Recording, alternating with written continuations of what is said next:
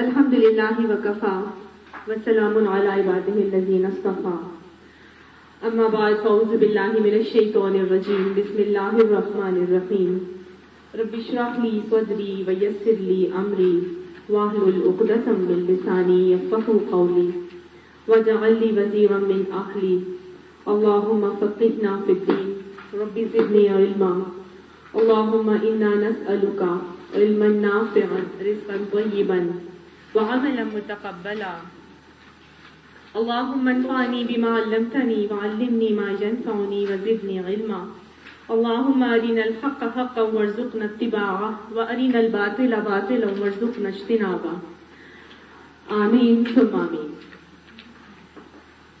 سورہ نمل آیت نمبر 44 تک پچھلی کلاس میں ہم نے کیا تھا، آج آیت نمبر 45 سے کریں گے۔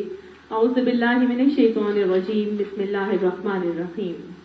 وَلَقَدْ أَرْسَلْنَا إِلَىٰ ثَمُودَ أَخَاهُمْ صَالِحًا أَنِ اعْبُدُوا اللَّهَ فَإِذَا هُمْ فَرِيقَانِ يَخْتَصِمُونَ، اور سمود کی طرف ہم نے ان کے بھائی صالح علیہ السلام کو بھیجا کہ اللہ کی بندگی کرو، تو یکا یک وہ دو متخاصم فریق بن گئے۔ دوہرا لیجیے، سورہ نمل میں اللہ سبحانہ تعالیٰ نے ہمیں شروع میں 3 لوگوں کا تذکرہ کیا، 3 لوگوں کے بارے میں بتایا تھا، اور 3 لوگ وہ لوگ تھے جن کو اللہ سبحانہ تعالیٰ نے ایک ہی جیسی نعمتوں سے سرفراز کیا تھا۔ ایک تھا فرعون، دوسرا حضرت سلیمان اور داؤد علیہ السلام، اور تیسرا ملکہ سبا جو تھی، ملکہ بلقیس۔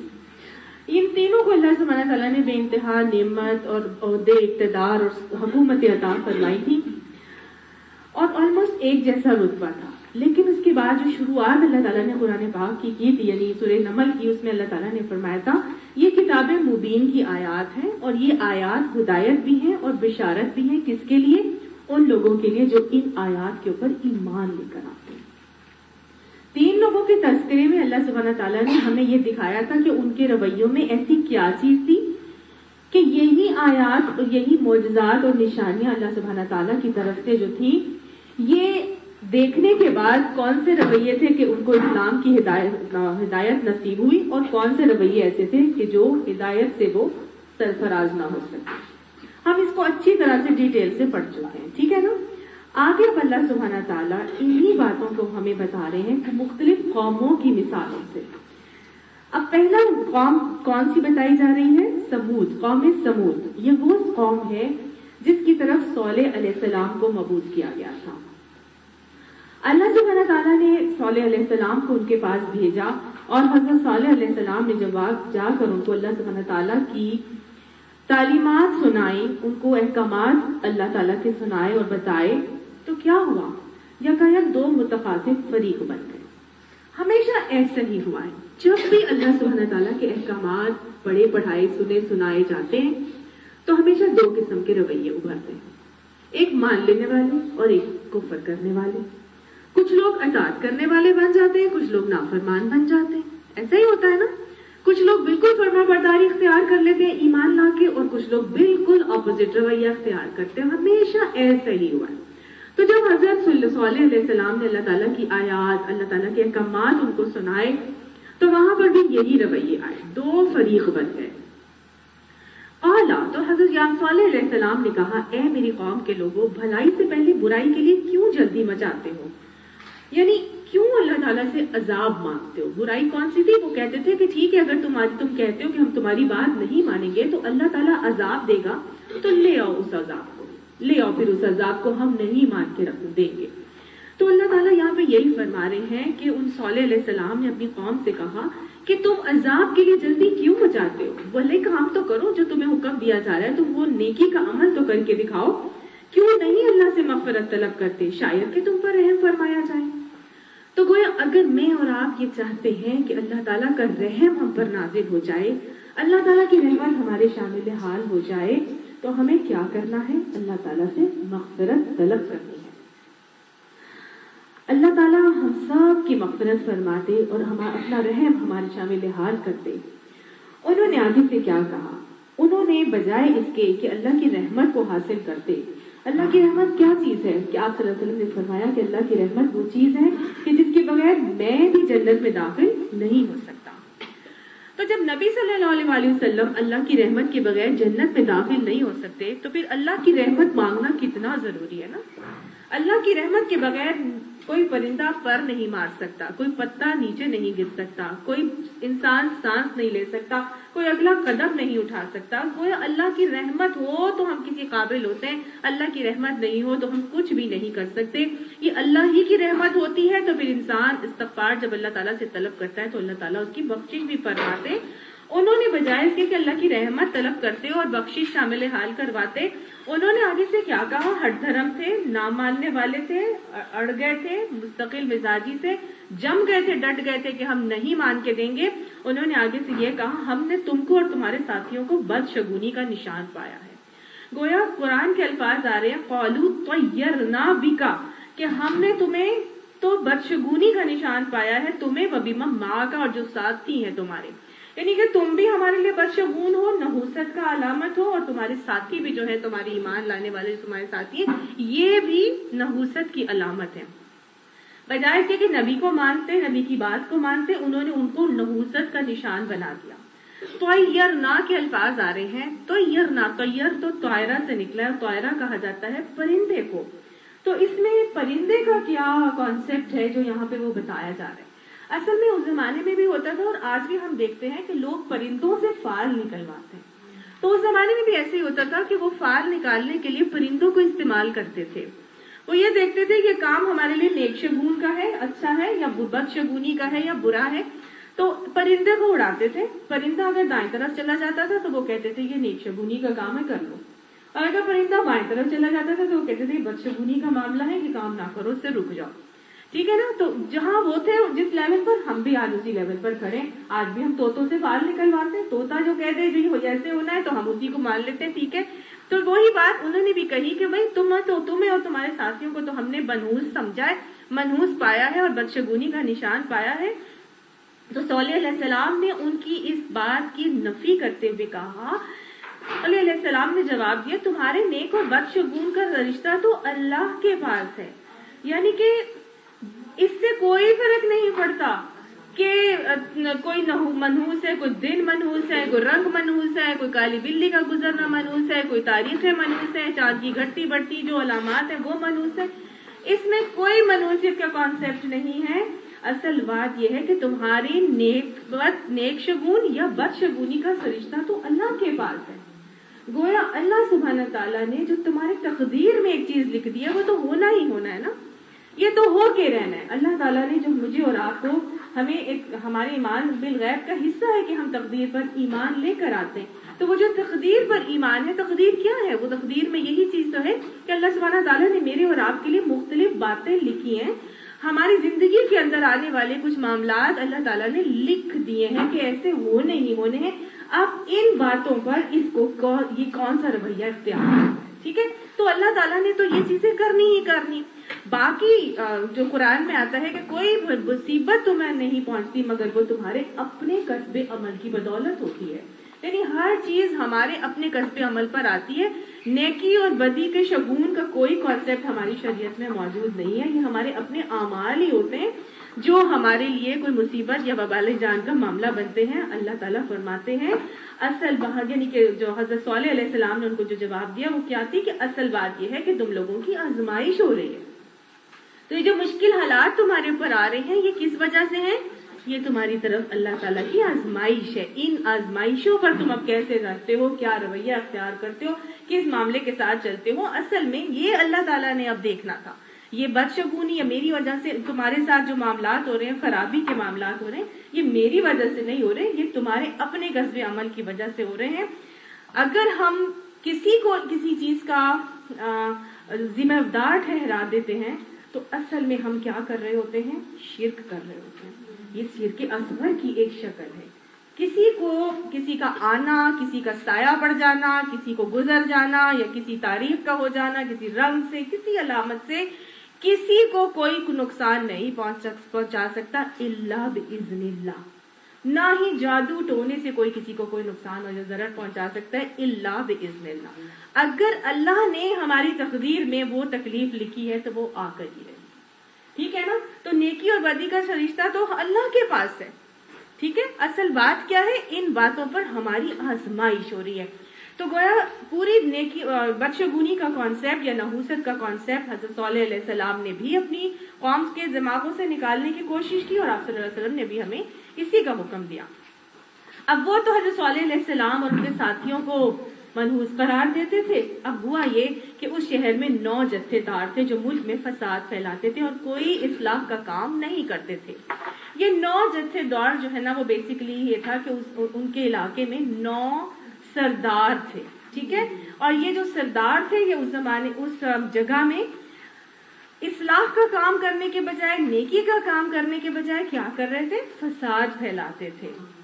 اللہ تعالیٰ نے جب ان لوگوں کو ان کے مطالبے پر ان کو اونٹنی عطا فرمائی تھی تو اللہ کا حکم بھی پھر آیا تھا۔ ہم بہت ڈیٹیل سے اس کو مختلف سورہ قصص الانبیاء میں کر چکے ہیں نا، سورہ ہود بھی پڑھ لی ہم نے اور مختلف قصص الانبیاء میں پڑھ چکے ہیں، اس کی ڈیٹیل میں تو اب میں نہیں جاؤں گی، لیکن آپ کو اتنا بتا دوں کہ جب حضرت صالح علیہ السلام کو اونٹنی دی گئی تھی تو اللہ تعالیٰ کی طرف سے کچھ احکامات بھی آ گئے تھے کہ تم نے اب اس اونٹنی کو ہاتھ نہیں لگانا، یہ جہاں مرضی چاہے چلتی پھرے، اور ایک دن اس کے پانی پینے کا ہوگا اور باقی دن تمہارے اپنے جانور جو ہیں وہ پانی پئیں گے۔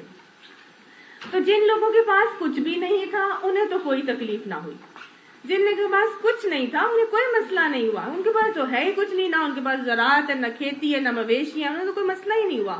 لیکن جن کے پاس سرداری تھی، جن کے پاس عہدے اقتدار تھے، جن کے پاس مال اسباب مویشی تھے، ان کو کیا ہوا؟ مصیبت ان کو پڑ گئی۔ ہوتا یہ تھا کہ اونٹنی جو ہے وہ دندناتی بھی جہاں مرضی جاتی، جس کی مرضی فصل میں گھومتی اور کھیتیاں خراب کرتی، برباد کرتی، تو ان کو ہو گئی پڑ گئی مصیبت۔ اور ان میں سے جو سب سے زیادہ بدبخت اور شقی تھا، جس کا نام آتا ہے کیدار بن سالف، یہ شخص جو تھا نا ان 9 جتھے داروں میں سے ایک سربراہ، اس نے آگے بڑھ کے جو ہے صالح علیہ السلام کی اونٹنی کی کونچیں کاٹ دی، ٹھیک ہے؟ کونچیں جیسے ہی کٹی تو صالح علیہ السلام کی اونٹنی چیخ مار کے غائب ہو گئی، اور بھاگنے پہلے تو بھاگتی رہی، کہاں جہاں سے آئی تھی، پہاڑ سے نکل پھٹا تھا، پہاڑ کی طرف سے آئی تھی تو وہی بھاگی اور چیخ مار کے غائب ہو گئی، اور اس کا جو بچہ تھا جو اس نے جنا تھا وہ بھی اس کے پیچھے بھاگتا ہوا اس میں پہاڑ میں غائب ہو گیا۔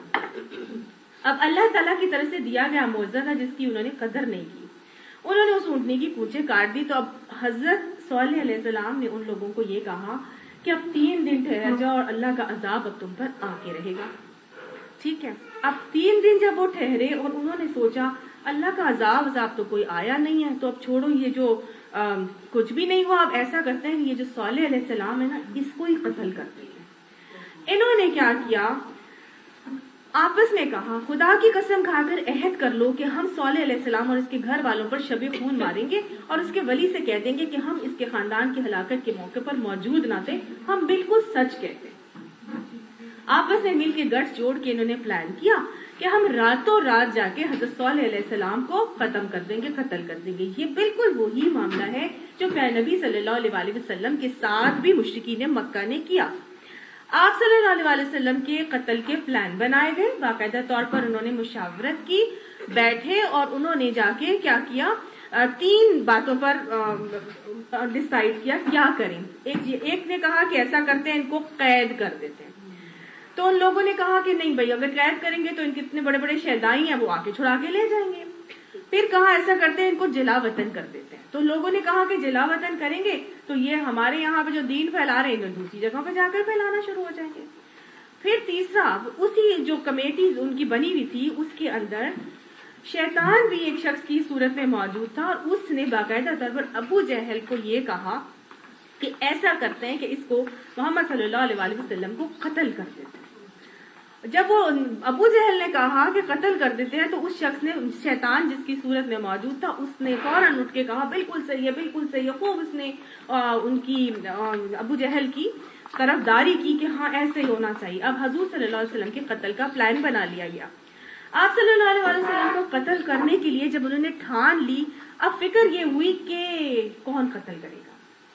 ایک شخص قتل کرے گا تو قصاص میں اس کو قتل کیا جائے گا، کیونکہ قصاص کا کانسیپٹ تو ہر شریعت میں ان کے موجود تھا، ہر دین میں قصاص کا کانسیپٹ موجود تھا۔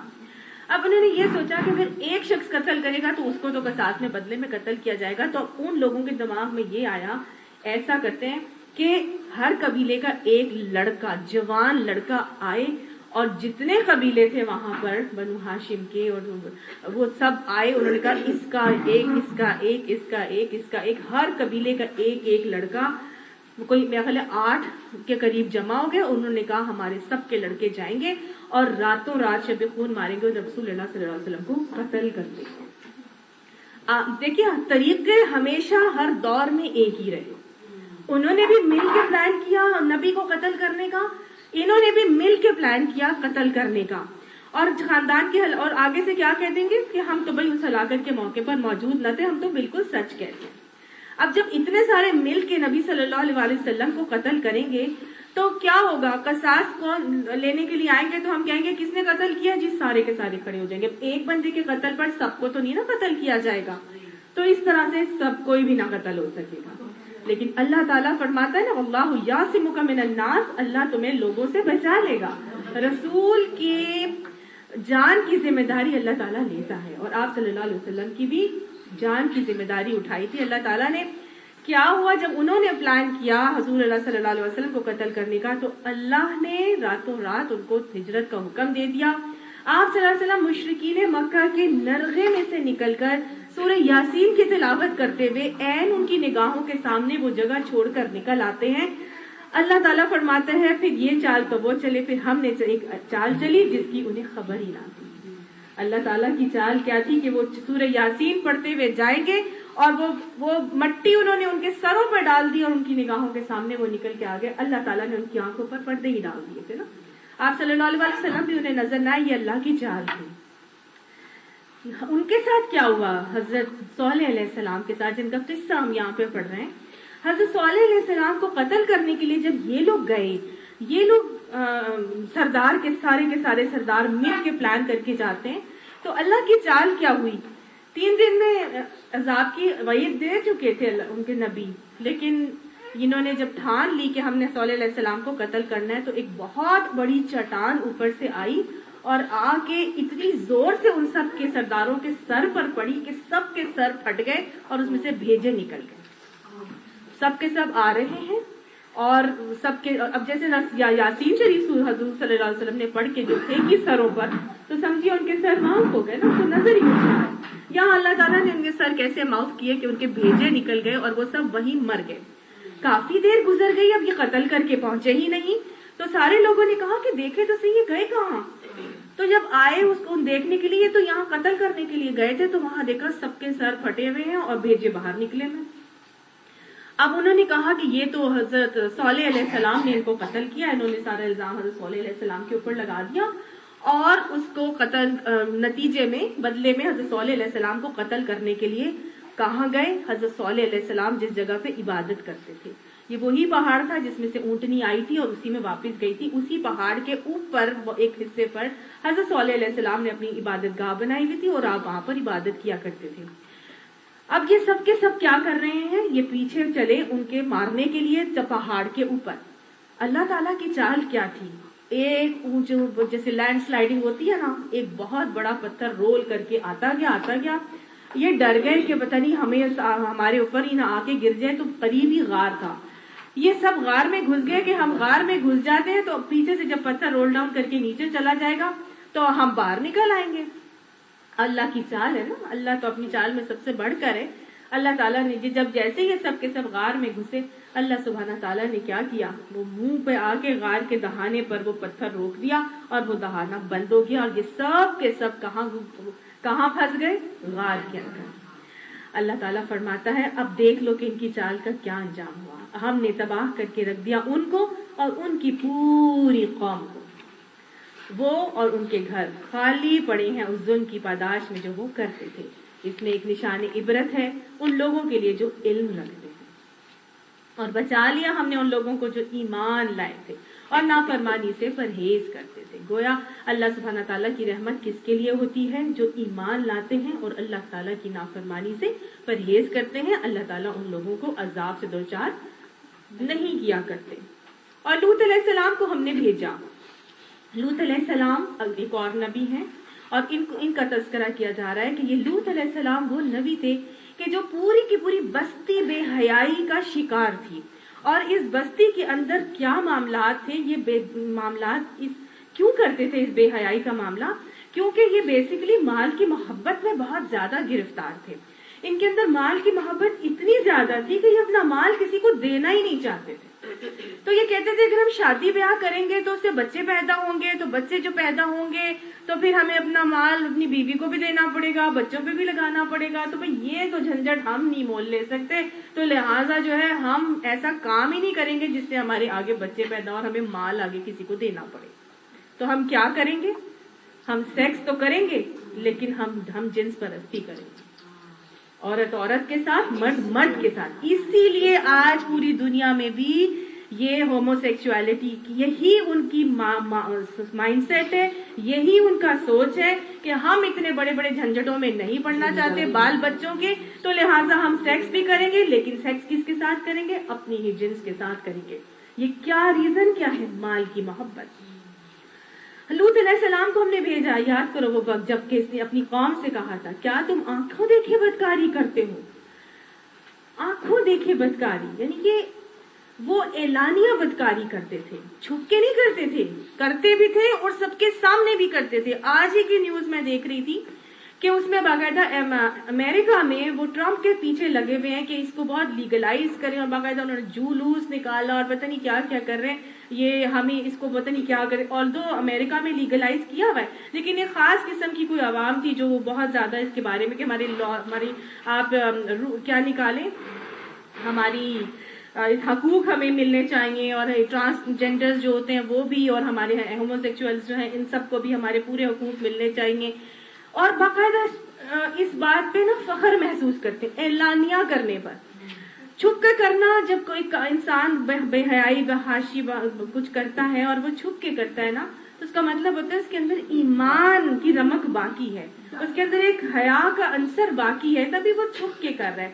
لیکن یہ جو اعلانیہ کرنے کا معاملہ ہے جس کے لیے آتا ہے وَتَأْتُونَ فِي نَادِيكُمُ الْمُنْكَرَ، کہ تم اپنی مجلسوں میں برا کام کرتے ہو کھلے عام اعلانیہ طور پر. یعنی یہ تو بدکاری سے بھی زیادہ بڑی بات ہے، بڑا گناہ ہے جو اعلانیہ کھلے عام ہر ایک کے سامنے کی جائے. تمہارا یہی چلن ہے کہ عورتوں کے چھوڑ کر مردوں کے پاس شہوت رانی کے لیے جاتے ہو. حقیقت یہ ہے کہ تم لوگ سخت جہالت کا کام کرتے ہو. عربی کے الفاظ آ رہے ہیں بل انتم قوم تجہلون، تم تو جاہل قوم ہو. جاہل کس حوالے سے کہا جا رہا ہے؟ گویا اس حوالے سے کہا جا رہا ہے کہ تمہیں اس کے آفٹر ایفیکٹس ہی نہیں پتا کہ اس کا نتیجہ کیا ہونا ہے، تم لوگ اس کے انجام سے سراسر ناواقف ہو. یہ بہت برا کام ہے اور اس کے انجام بہت ہی گھنونے ہونے ہیں. اور یقین مانیے کہ پھر اس کے بعد جو ڈیزیزز پھیلتی ہیں وہ ایسی ہوتی ہیں کہ ہم اس کو ٹریٹیبل نہیں ہے، وہ والی ڈیزیزز جو اس چیز سے پھیلتی ہیں. اب مگر اس کی قوم کا جواب اس کے سوا کچھ نہ تھا کہ انہوں نے کہا نکال دو لوط علیہ السلام کے گھر والوں کو اپنی بستی سے، یہ بڑے پاک باز بنتے پھرتے ہیں. کیا تھا ان کا جواب؟ جو ان کی بستی کے لوگ تھے انہوں نے آگے سے اس منع کرنے والوں کو کیا کہا؟ یہ بڑے پاک باز بنتے پھرتے ہیں، نکالو ان کو اپنی بستی سے. جب بھی یہ اس دور میں بھی تھا اور آج بھی، جب بھی کسی کو حیا کا پردہ، حیا کا یا پردے کا درس دیا جائے گا یا اس کے لیے اس کو قائل یا کنونس کیا جائے گا تو وہ ہمیشہ آگے سے اٹھ کے کہے گا جاؤ جاؤ اپنا کام کرو، تم بڑی پاک باز بنتی تھی، خود تو جوانی ایسے گزار لی اور آج ہمیں درس دینے کے لیے آ گئی. کہتے ہیں کہ نہیں کہتے؟ بچے اپنی ماں کو کہتے ہیں اپنی زمانے میں تو آپ نے سب کچھ کر لیا اور آج اب ہمیں کہہ رہی ہیں، ہمیں منع کر رہی ہیں، خود جیسے آپ بڑی پاک باز رہی ساری عمر. تو آپ یاد رکھیے یہ والا تانا نبیوں کو ملا تھا. کبھی بھی اس تانے کے اوپر پریشان نہیں ہونا چاہیے کہ آپ کو یہ تانا ملے کہ آپ بڑی پاک باز بنتی ہیں.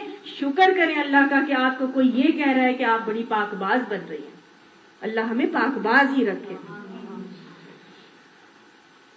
اور خوش ہوا کریں اس بات پر کوئی آپ کو اگر ایسا کہے، منع بھی کیا کریں اور بالکل نہ ڈرا کریں. آج لوگ شادیوں میں جاتے ہیں، شادی بیاہ پہ جاتے ہیں، جو پردے دار ہیں انہوں نے اپنے پردے کو مینٹین کر کے بیٹھنا ہے. وہ ڈرتے ہیں کہ لوگ کہیں گے یہ اپنے آپ کو بڑی ملانی سمجھتی ہے، بڑی پاک باز سمجھتی ہے. ہم جانتے ہیں ساری دنیا، ہم ساری زندگی میں یہ کیسی زندگی گزارتی رہی ہے، تو بڑا ڈانس کیا کرتی تھی، یہ تو بڑا ایسے کرتی تھی. آج اس نے اپنے آپ کو قرآن پڑھ لیا تو سمجھتی ہے کہ یہ سب سے زیادہ نیک ہو گئی. 900 چوہے کھا کے بلی حج کو چلی. کرتے ہیں نا کہ لوگ اس طرح کی باتیں. کبھی پریشان نہیں ہوتے. سمجھ لینا ہے یہ انبیاء کی سنت ہے. یہ تو صالح علیہ السلام کو بھی لوگوں نے کہا تھا کہ نکال دو ان کو اپنے گھر یہاں سے، یہ تو بڑے پاک باز بنتے. آخرکار اللہ نے کیا کیا پھر؟ کیا وہ رک گئے؟ کیا وہ منع کرنے سے باز آ گئے تھے؟ نہیں، وہ خود بھی روکتے رہے، آخری وقت تک روکتے رہے، خود بھی رکے رہے. کوئی ایمان نہیں لایا تھا سوائے ان کی بیٹیاں. کوئی ایمان نہیں لایا تھا حضرت لوط علیہ السلام کے اوپر. آخرکار اللہ تعالیٰ پھر کیا کرتا ہے ایسے لوگوں کو؟ فرمایا بچا لیا ہم نے اس کو اور اس کے گھر والوں کو، بجز اس کی بیوی کے کہ جس کا پیچھے رہ جانا ہم نے طے کر دیا تھا. اللہ تعالیٰ نیکی پر چلنے والوں کے لیے، حیا اور پاک دامنی کے اوپر قائم رہنے والوں کو اللہ تعالیٰ بھرے بدکاری اور فحاشی بھرے معاشرے کے اندر سے بھی پاک باز ہی ہو کر نکال لیا کرتے ہیں. برسائی ان لوگوں پر ایک برسات، اور بہت ہی بڑی برسات تھی وہ ان لوگوں کے حق میں جو متنبع کیے جا چکے تھے. اللہ سبحانہ تعالیٰ ہمیشہ حجت تمام کرنے کے بعد عذاب دیا کرتا ہے. ان کو متنبع کیا جا چکا تھا کہ اگر تم نے ایسا نہیں کیا تو اللہ تعالیٰ کا عذاب تم تک پہنچنے والا ہے. پھر اللہ تعالیٰ نے جب حجت پوری کر دی تو پھر لوط علیہ السلام اور ان کے گھر والوں کو اللہ نے حکم دیا پیچھے پلٹ کر نہیں دیکھنا، راتوں رات یہاں سے نکل چلو. اور بس پیچھے پلٹ کر دیکھنے کی کوئی ضرورت نہیں ہے. فرشتے نے انہوں نے کیا کیا تھا؟ وہ پوری کی پوری بستی کو تلپٹ کر دیا تھا، اور باقاعدہ بستی بھی الٹا دی گئی اور ایک برسات بھی ان پر برسائی گئی. یہ پتھروں کی بارش تھی جو اللہ تعالیٰ کی طرف سے برسائی گئی تھی. اور یہ جیسے کہ زنا کا جس کی سزا اللہ تعالیٰ نے رجم دی ہے نا، کہ پتھر مار مار کے سنسار کر کے اس کو مار ہی دو. تو بس یہ اللہ تعالیٰ کی طرف سے ایک رجم کا معاملہ تھا، سنسار کرنے کا، جو اللہ کی طرف سے ان لوگوں کے اوپر پتھروں کی بارش برسائی گئی تھی. اور ان لوگوں کو مطلب کیا کہتے ہیں کہ موت تک ان لوگوں نے، جب تک مر نہیں گئے تب تک ان تک پتھر برستے رہے. ظاہر ہے اس کا یہی مطلب ہے نا کہ، اور ایک پتھر سے ایک بندہ تھوڑی مرا ہے، پتھروں کی بارش تھی اور بار بار پتھر پڑتے گئے. جس طرح سنسار میں جب تک مر نہیں جاتا، جب تک سٹوننگ ٹو ڈیتھ کا معاملہ کیا کہ اس وقت تک پتھر برستے رہے جب تک کہ وہ مر نہ جائیں. اے نبی صلی اللہ علیہ وسلم، ہاں جی، بستی بھی اٹھا کے تلپٹ کر دی تھی اور پتھروں کی بارش بھی برسی تھی. ہاں جی بالکل ہے. اس کی باقاعدہ طور پر بحر مردار میں اس کی پوری بستی جو ہے وہ نیچے سطح سمندر سے کافی نیچے پائی جاتی ہے. ہاں جی، قل کہہ دیجئے نبی صلی اللہ علیہ وآلہ وسلم، الحمدللہ، حمد اللہ ہی کے لیے ہے، وسلام علی عبادہ الذین اصطفیٰ، اور السلام اللہ کے ان بندوں پر جسے اس نے چن لیا ہے. اللہ خیر ما یشرکون، ان سے پوچھو اللہ بہتر ہے یا وہ معبود جنہیں یہ لوگ اس کا شریک بنا رہے ہیں.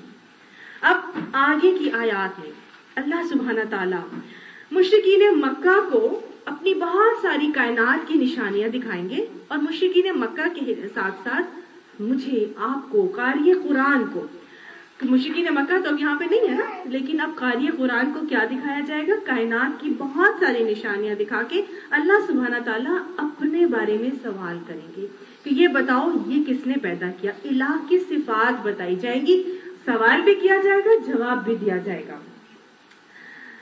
ان سے پوچھو اللہ بہتر ہے یا وہ معبود جنہیں یہ لوگ اس کا شریک بنا رہے ہیں؟ بھلا وہ کون ہے جس نے آسمان اور زمین کو پیدا کیا اور تمہارے لیے آسمان سے پانی برسایا، پھر اس کے ذریعے سے وہ خوشنما باغ اگائے جن کے درختوں کا اگانا تمہارے بس میں نہ تھا. کیا اللہ کے ساتھ کوئی دوسرا خدا بھی ان کاموں میں شریک ہے؟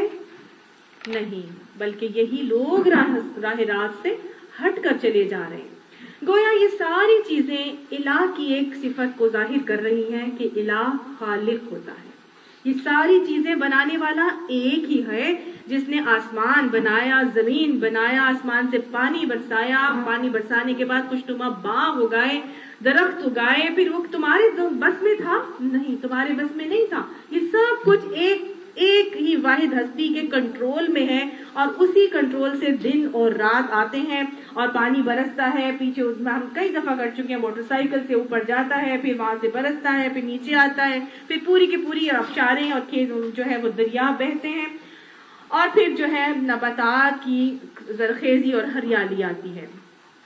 وہ کون ہے جس نے زمین کو جائے قرار بنایا؟ یعنی یہ زمین جو اللہ تعالیٰ نے بنائی ہے تمہارے لیے کیسی ایک سکون اور جائے قرار کی طرح سے اللہ تعالیٰ نے بنا دی.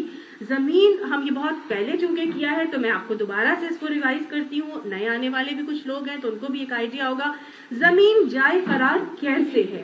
دیکھنے میں تو یہ ہمیں پتا ہے کہ یہ ایک بیضوی شکل کی ہے, جیسے ایک انڈا ہوتا ہے نا, لیکن یہ گول سی ایک چیز ہے اللہ تعالیٰ نے بنائی, اور اس گولائی کے اندر 2/3 آف دا پورشن جو ہے وہ کیا ہے؟ پانی, اور 1/3 آف دا پورشن جو ہے وہ لینڈ ہے. اور اس گولائی کے ہونے کے باوجود بھی کیا ہوتا ہے کہ وہ پانی جو ہے وہ کہیں سے کہیں گر نہیں رہا, وہ ہر جگہ ٹھہرا ہوا ہے. اتنا زیادہ پورشن پانی کا ہے وہ زمین کے اوپر نہیں آ رہا. جو زمین کا حصہ ہے وہ ویسا ہی ہے جس پہ ہم آرام سے رہتے ہیں. جائے قرار اللہ نے بنائی, اور کیسے کہ اس میں ایک کشش ثقل رکھ دی ہے, اور یہ کشش ثقل ہے جو اس پانی کو روکے ہوئے ہے. وہ آتا ہے اور آ کے لہریں جو ہے ساحل سمندر پر بیٹھ جاتی ہیں. وہ ایک کشش ہے جس کی وجہ سے وہ لہریں بیٹھ جاتی ہیں, اور وہ زمین کے اوپر آ کے اور پوری کی اس کو تہس نہس نہیں کرتی. جب اللہ کا حکم ہوتا ہے تب کرتی ہیں, ویسے نہیں کرتی. دوسری کیا ہے چیز کہ یہ زمین کنٹینیوسلی اپنے محور پر 1000 میل فی گھنٹے کی رفتار سے گھوم رہی ہے. اپنے محور پر یہ کنٹینیوسلی گھوم رہی ہے 1000 میل فی گھنٹے کی رفتار سے, اور یہ جس انداز میں گھوم رہی ہے تو یہ ایک دن میں یعنی کہ 24 آورز میں 2400 کلومیٹر یا میل کا جو سفر ہے نا, یہ پورا ایک دن میں 24 گھنٹے میں کمپلیٹ کر لیتی ہے, جس کی وجہ سے دن اور رات ہوتے ہیں. ٹھیک ہے, ایک تو یہ اس کی کنٹینیوس موومنٹ ہے. دوسری اس کی وہ موومنٹ ہے جو یہ سورج کے گرد گھوم رہی ہے. ہم کسی سواری میں بیٹھے ہیں اور وہ گھومتی رہے تو ہمارا کیا حال ہوتا ہے؟ چکر. وہ تھوڑی سی دیر 2-3 منٹ کا جو ایک جھولا ہوتا ہے رائڈز میں ہم بیٹھے ہیں تو ہمیں وامٹنگ شروع ہو جاتی ہے, سر چکرانے لگ جاتا ہے. لیکن ہم ایک ایسی سواری میں بیٹھے ہیں جو ایک تو 1000 میل فی گھنٹے کی رفتار سے گھوم رہی ہے, اور دوسرا کیا کر رہی ہے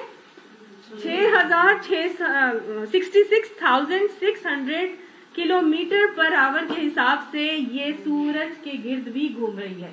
یہ بھی اس کی پوزیشن ہے گھومنے والی, اور ایک یہ بھی کنٹینیوسلی یوں بھی گھوم رہی ہے. ٹھیک, یہ سپیڈ بھی ہے, یہ سپیڈ بھی ہے, 2 سپیڈز آ گئی.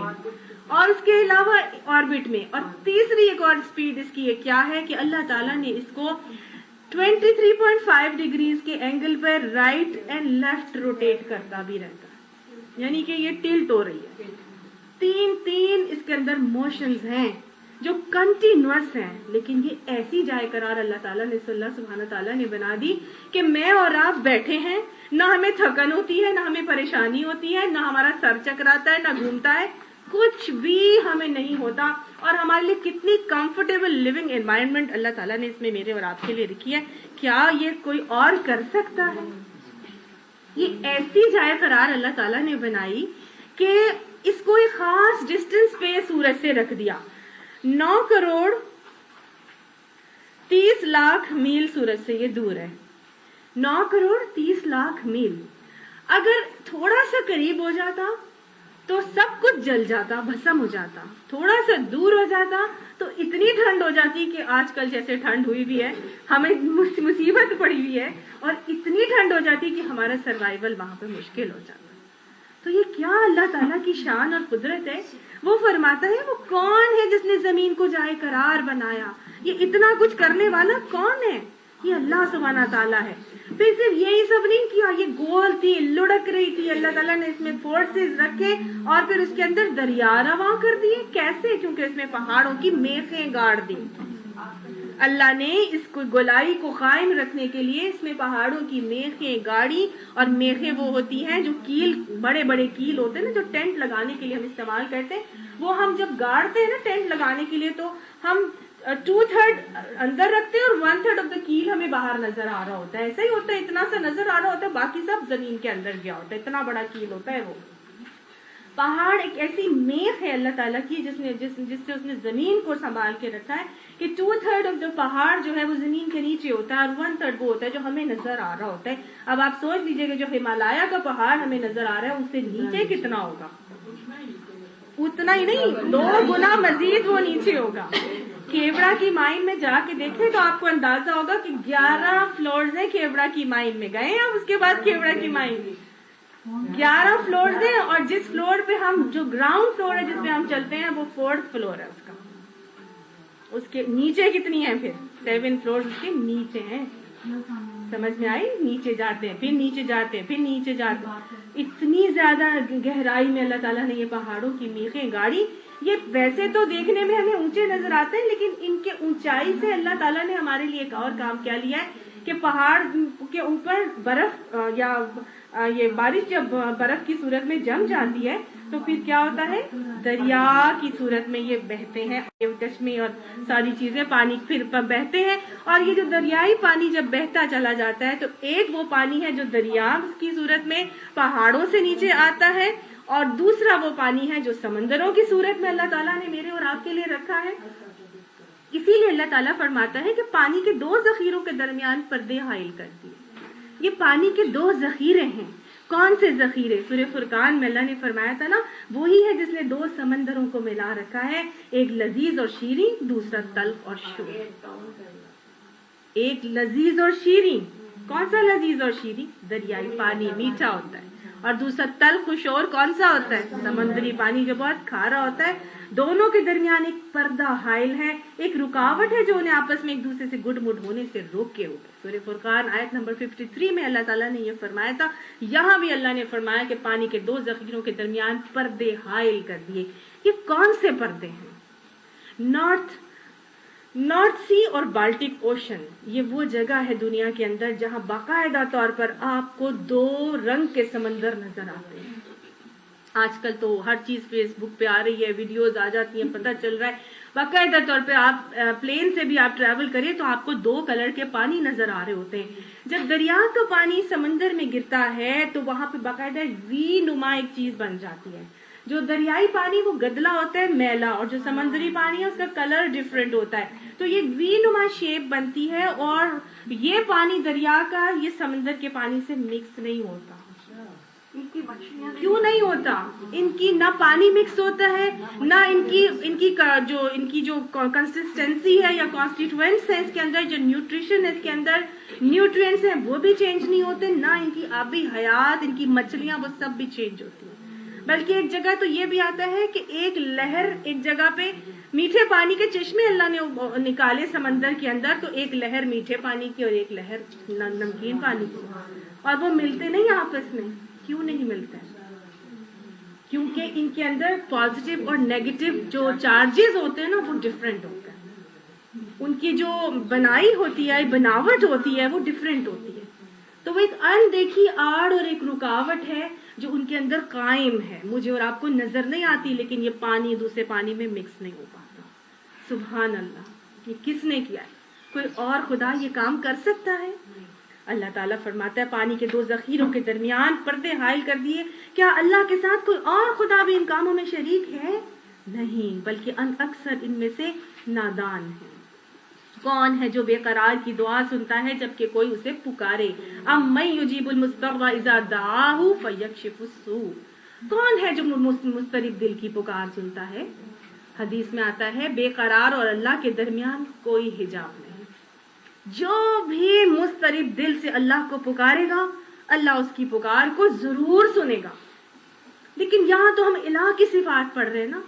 میں بھی مضطرب دل سے پکاروں گی آپ کے سامنے تو آپ تو سن لیں گے کہ نہیں سنیں گے؟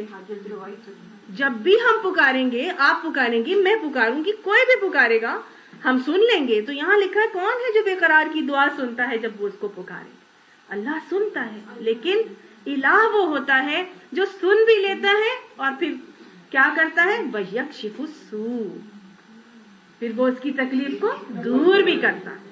पुकार तो मैं और आप सुन सकते हैं, दूसरे की दुआ भी मैं और आप सुन सकते हैं, लेकिन हम उसकी तकलीफ को दूर नहीं कर सकते। ये दूर कौन करता है तकलीफ को?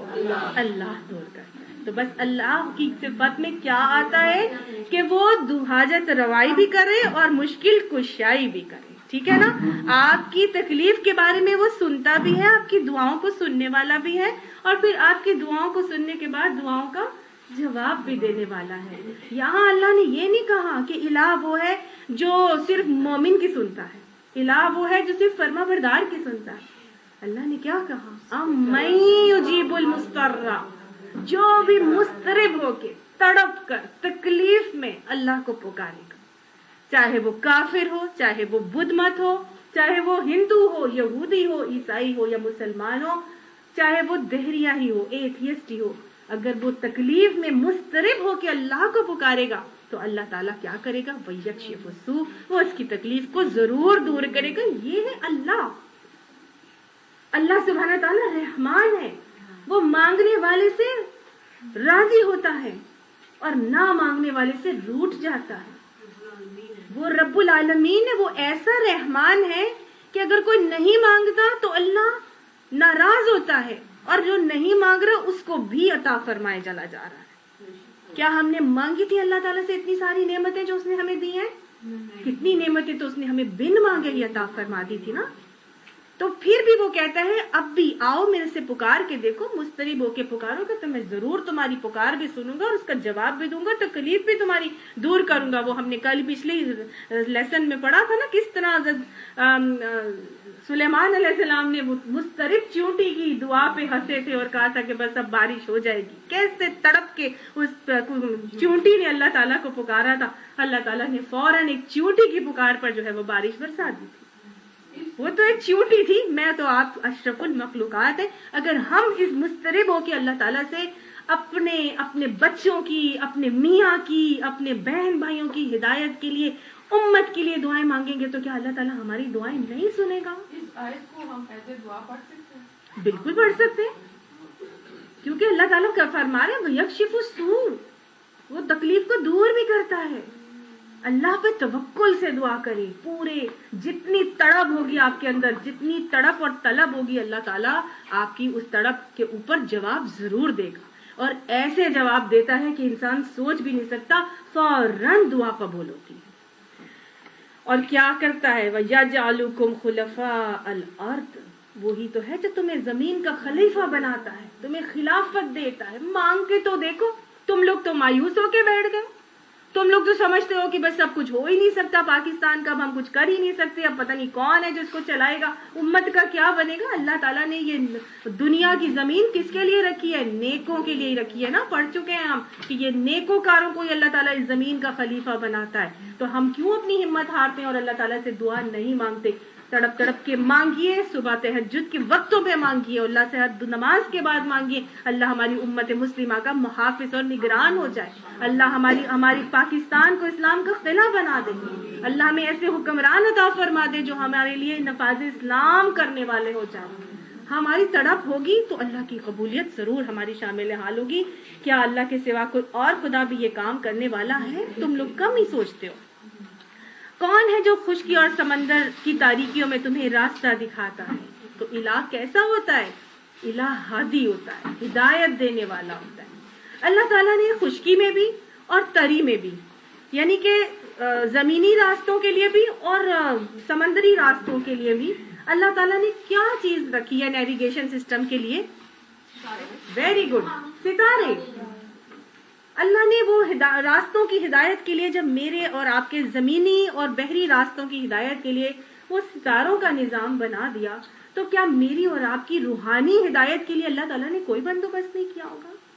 इलाह हादी होता है, वो दुनियावी हिदायत भी देता है रास्तों की, और दीन के रास्ते के पे चलने के लिए भी हिदायत अता फरमाता है। अल्लाह सुब्हाना ताला हादी है। अल्लाह फरमाता है, कौन है जो अपनी रहमत के आगे हवाओं को खुशखबरी देकर भेजता है? अल्लाह की हवाएं खुशखबरी किसकी लेके आती हैं? अल्लाह की रहमत की खुशखबरी जो बारिश की शक्ल में आती है। अगली सिफत अल्लाह की क्या है? कि अल्लाह के साथ कोई और दूसरा खुदा भी ये काम करता है? बहुत बार बाला और बरतर है अल्लाह इस शिर्क से जो ये लोग करते हैं। सुभान अल्लाह, जब इतनी सारी चीजें अल्लाह ही कर रहा है तो फिर हम अल्लाह کسی اور کو کیوں بنا لیتے ہیں؟ ہم پھر کسی اور سے کیوں مانگنے چلے جاتے ہیں؟ پھر ہم کسی اور سے کیوں حاجت روائی کرتے ہیں؟ پھر ہم کسی اور کے اوپر کیوں ٹرسٹ اور توکل کرنے لگ جاتے ہیں؟ اگلی صفت اللہ تعالیٰ کیا فرماتا ہے؟ اور کون ہے جو خلق کی ابتدا کرتا ہے اور پھر اس کا اعادہ بھی کرتا ہے؟ یعنی کہ خلق کی ابتدا کرنا سب سے زیادہ مشکل کام ہے. ایک چیز کو بنانا بہت مشکل کام ہے. آج تک سائنس لگی ہوئی ہے لیکن انسان کی تخلیق نہیں کر سکی. جب تک کہ اس کے پاس وہ ڈی این اے نہیں آتا تھا نا تب تک وہ نیا دوسرا انسان پیدا نہیں کر سکتے. ہے کہ نہیں؟ وہ ڈی این اے کہاں سے آتا ہے؟ وہ بھی تو کسی انسان سے ہی آتا ہے نا. تو اللہ کون ہے؟ خلق کی ابتدا کرنے والا، بغیر کسی را مٹیریل کی ایک چیز بنا دیتا ہے. یہ ہے فاتر، یہ ہے وہ رب. را مٹیریل بھی اس کا، سارا پلاٹ بھی اس کا، ساری اسکیم بھی اس کی، سارا ماڈیول بھی اس کا، ہر چیز اسی کی، اور سب کچھ لانے دینے والا بھی وہی اللہ ہے. وہ خلق کی ابتدا بھی کرتا ہے اور پھر اس کا اعادہ بھی کرتا ہے. پہلی دفعہ بناتا بھی ہے اور پھر یہ نہیں کہ ایک دفعہ بنا لیا تو بس اب ختم، اعادہ بھی کرے گا. سیب کے درخت پہ ہمیشہ سیب ہی نکلے گا. نکلے گا کہ نہیں؟ ہے نا؟ وہ ایک دفعہ وہ پیرنٹس ہیں، ان کے ایک ہی جیسے بچے آتے رہتے ہیں. وہ لگتا ہے فوٹو کاپی، پورے سب بچے ایک ہی سانچے میں سے نکل کے آ رہے ہیں. آتے ہیں کہ نہیں آتے؟ اللہ تعالیٰ ہے نا، وہ سارے بہن بھائیوں کی ایک ہی جیسی شکل پتہ چل رہا ہے. وہ اللہ تعالیٰ ہی ہے جو ماں کی طرح کا بالکل فوٹو کاپی بیٹی کو بنا دیتا ہے. وہ ادا بھی کر لیتا ہے، اسی طرح دوبارہ اسی طرح پیدا کر دیتا ہے اللہ سبحانہ تعالیٰ. اگر ماں پہ نہیں گئی ہے تو وہ بچی دادی پہ بالکل کاپی دادی کی نکل آتی ہے، شکل بالکل وہی. ایسا ہوتا ہے کہ نہیں ہوتا؟ تو اللہ تعالیٰ فرماتے ہیں کون ہے جو اس کا اعادہ بھی کرتا ہے. تو جب اللہ تعالیٰ یہ دنیا میں سب کچھ مجھے اور آپ کو دکھا رہے ہیں تو کیا آخرت میں ہمیں دوبارہ پیدا کرنا اس رب کائنات کے لیے کبھی مشکل ہے؟ نہیں. پہلی دفعہ کا بنانا مشکل تھا شاید، لیکن اس کے بعد مشکل نہیں ہے.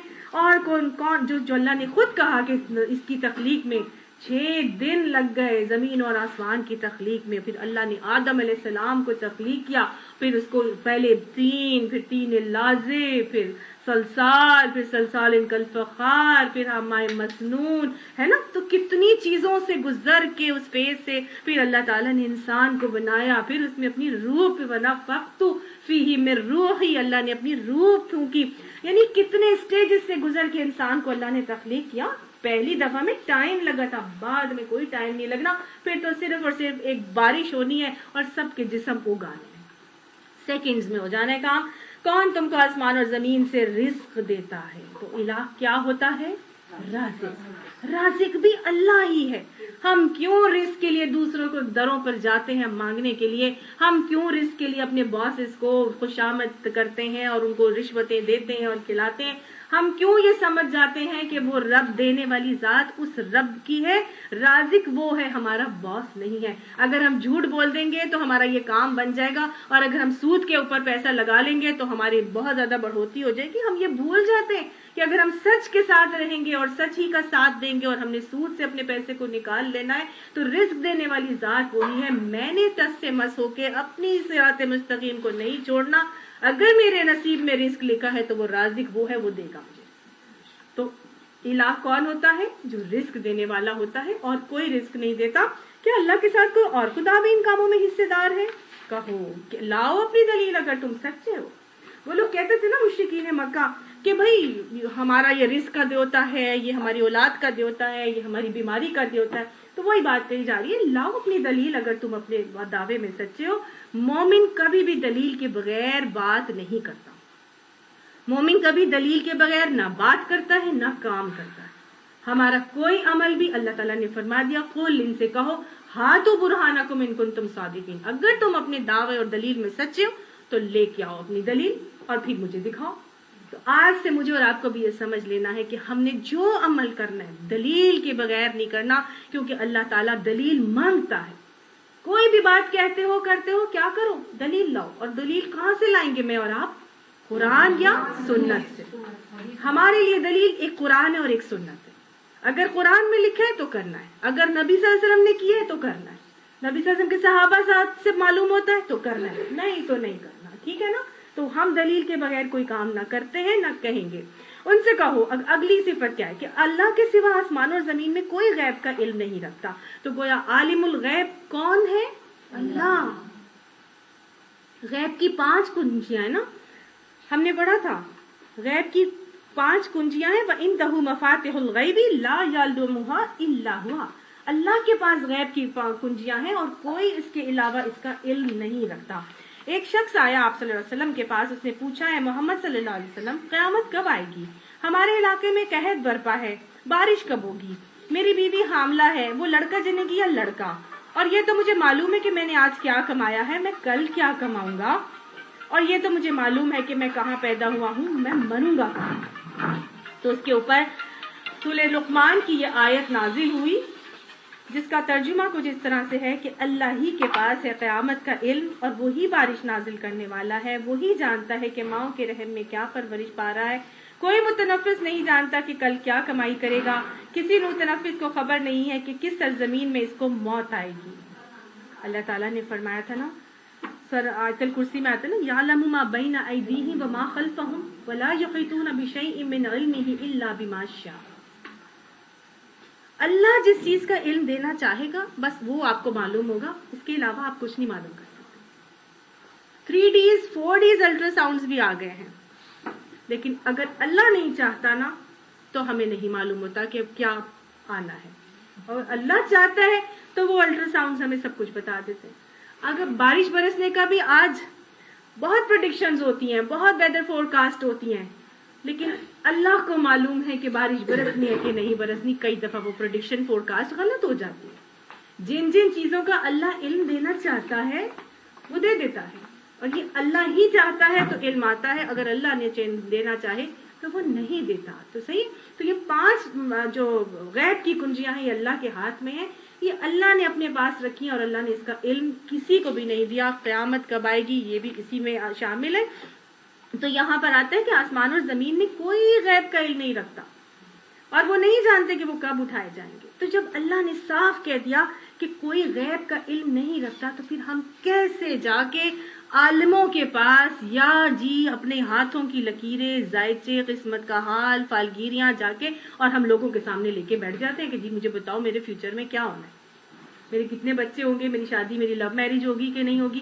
ابھی وہ میری بیٹی کے اسکول میں ایک فنکشن ہوا اور وہاں پہ وہ کہتی ہے کہ ایک ٹیچر ہے وہ بیٹھی ہوئی تھی اور انہوں نے وہ پامسٹری کر رہی تھی اور ایک لڑکیاں پاگل ہوئی پڑی تھیں کہ جی مجھے بتایا میری لو میرج ہونی ہے کہ میری ارینج میرج ہونی ہے، میرے بچے کتنے ہونے ہیں، میرا یہ پتہ نہیں کیا کیا.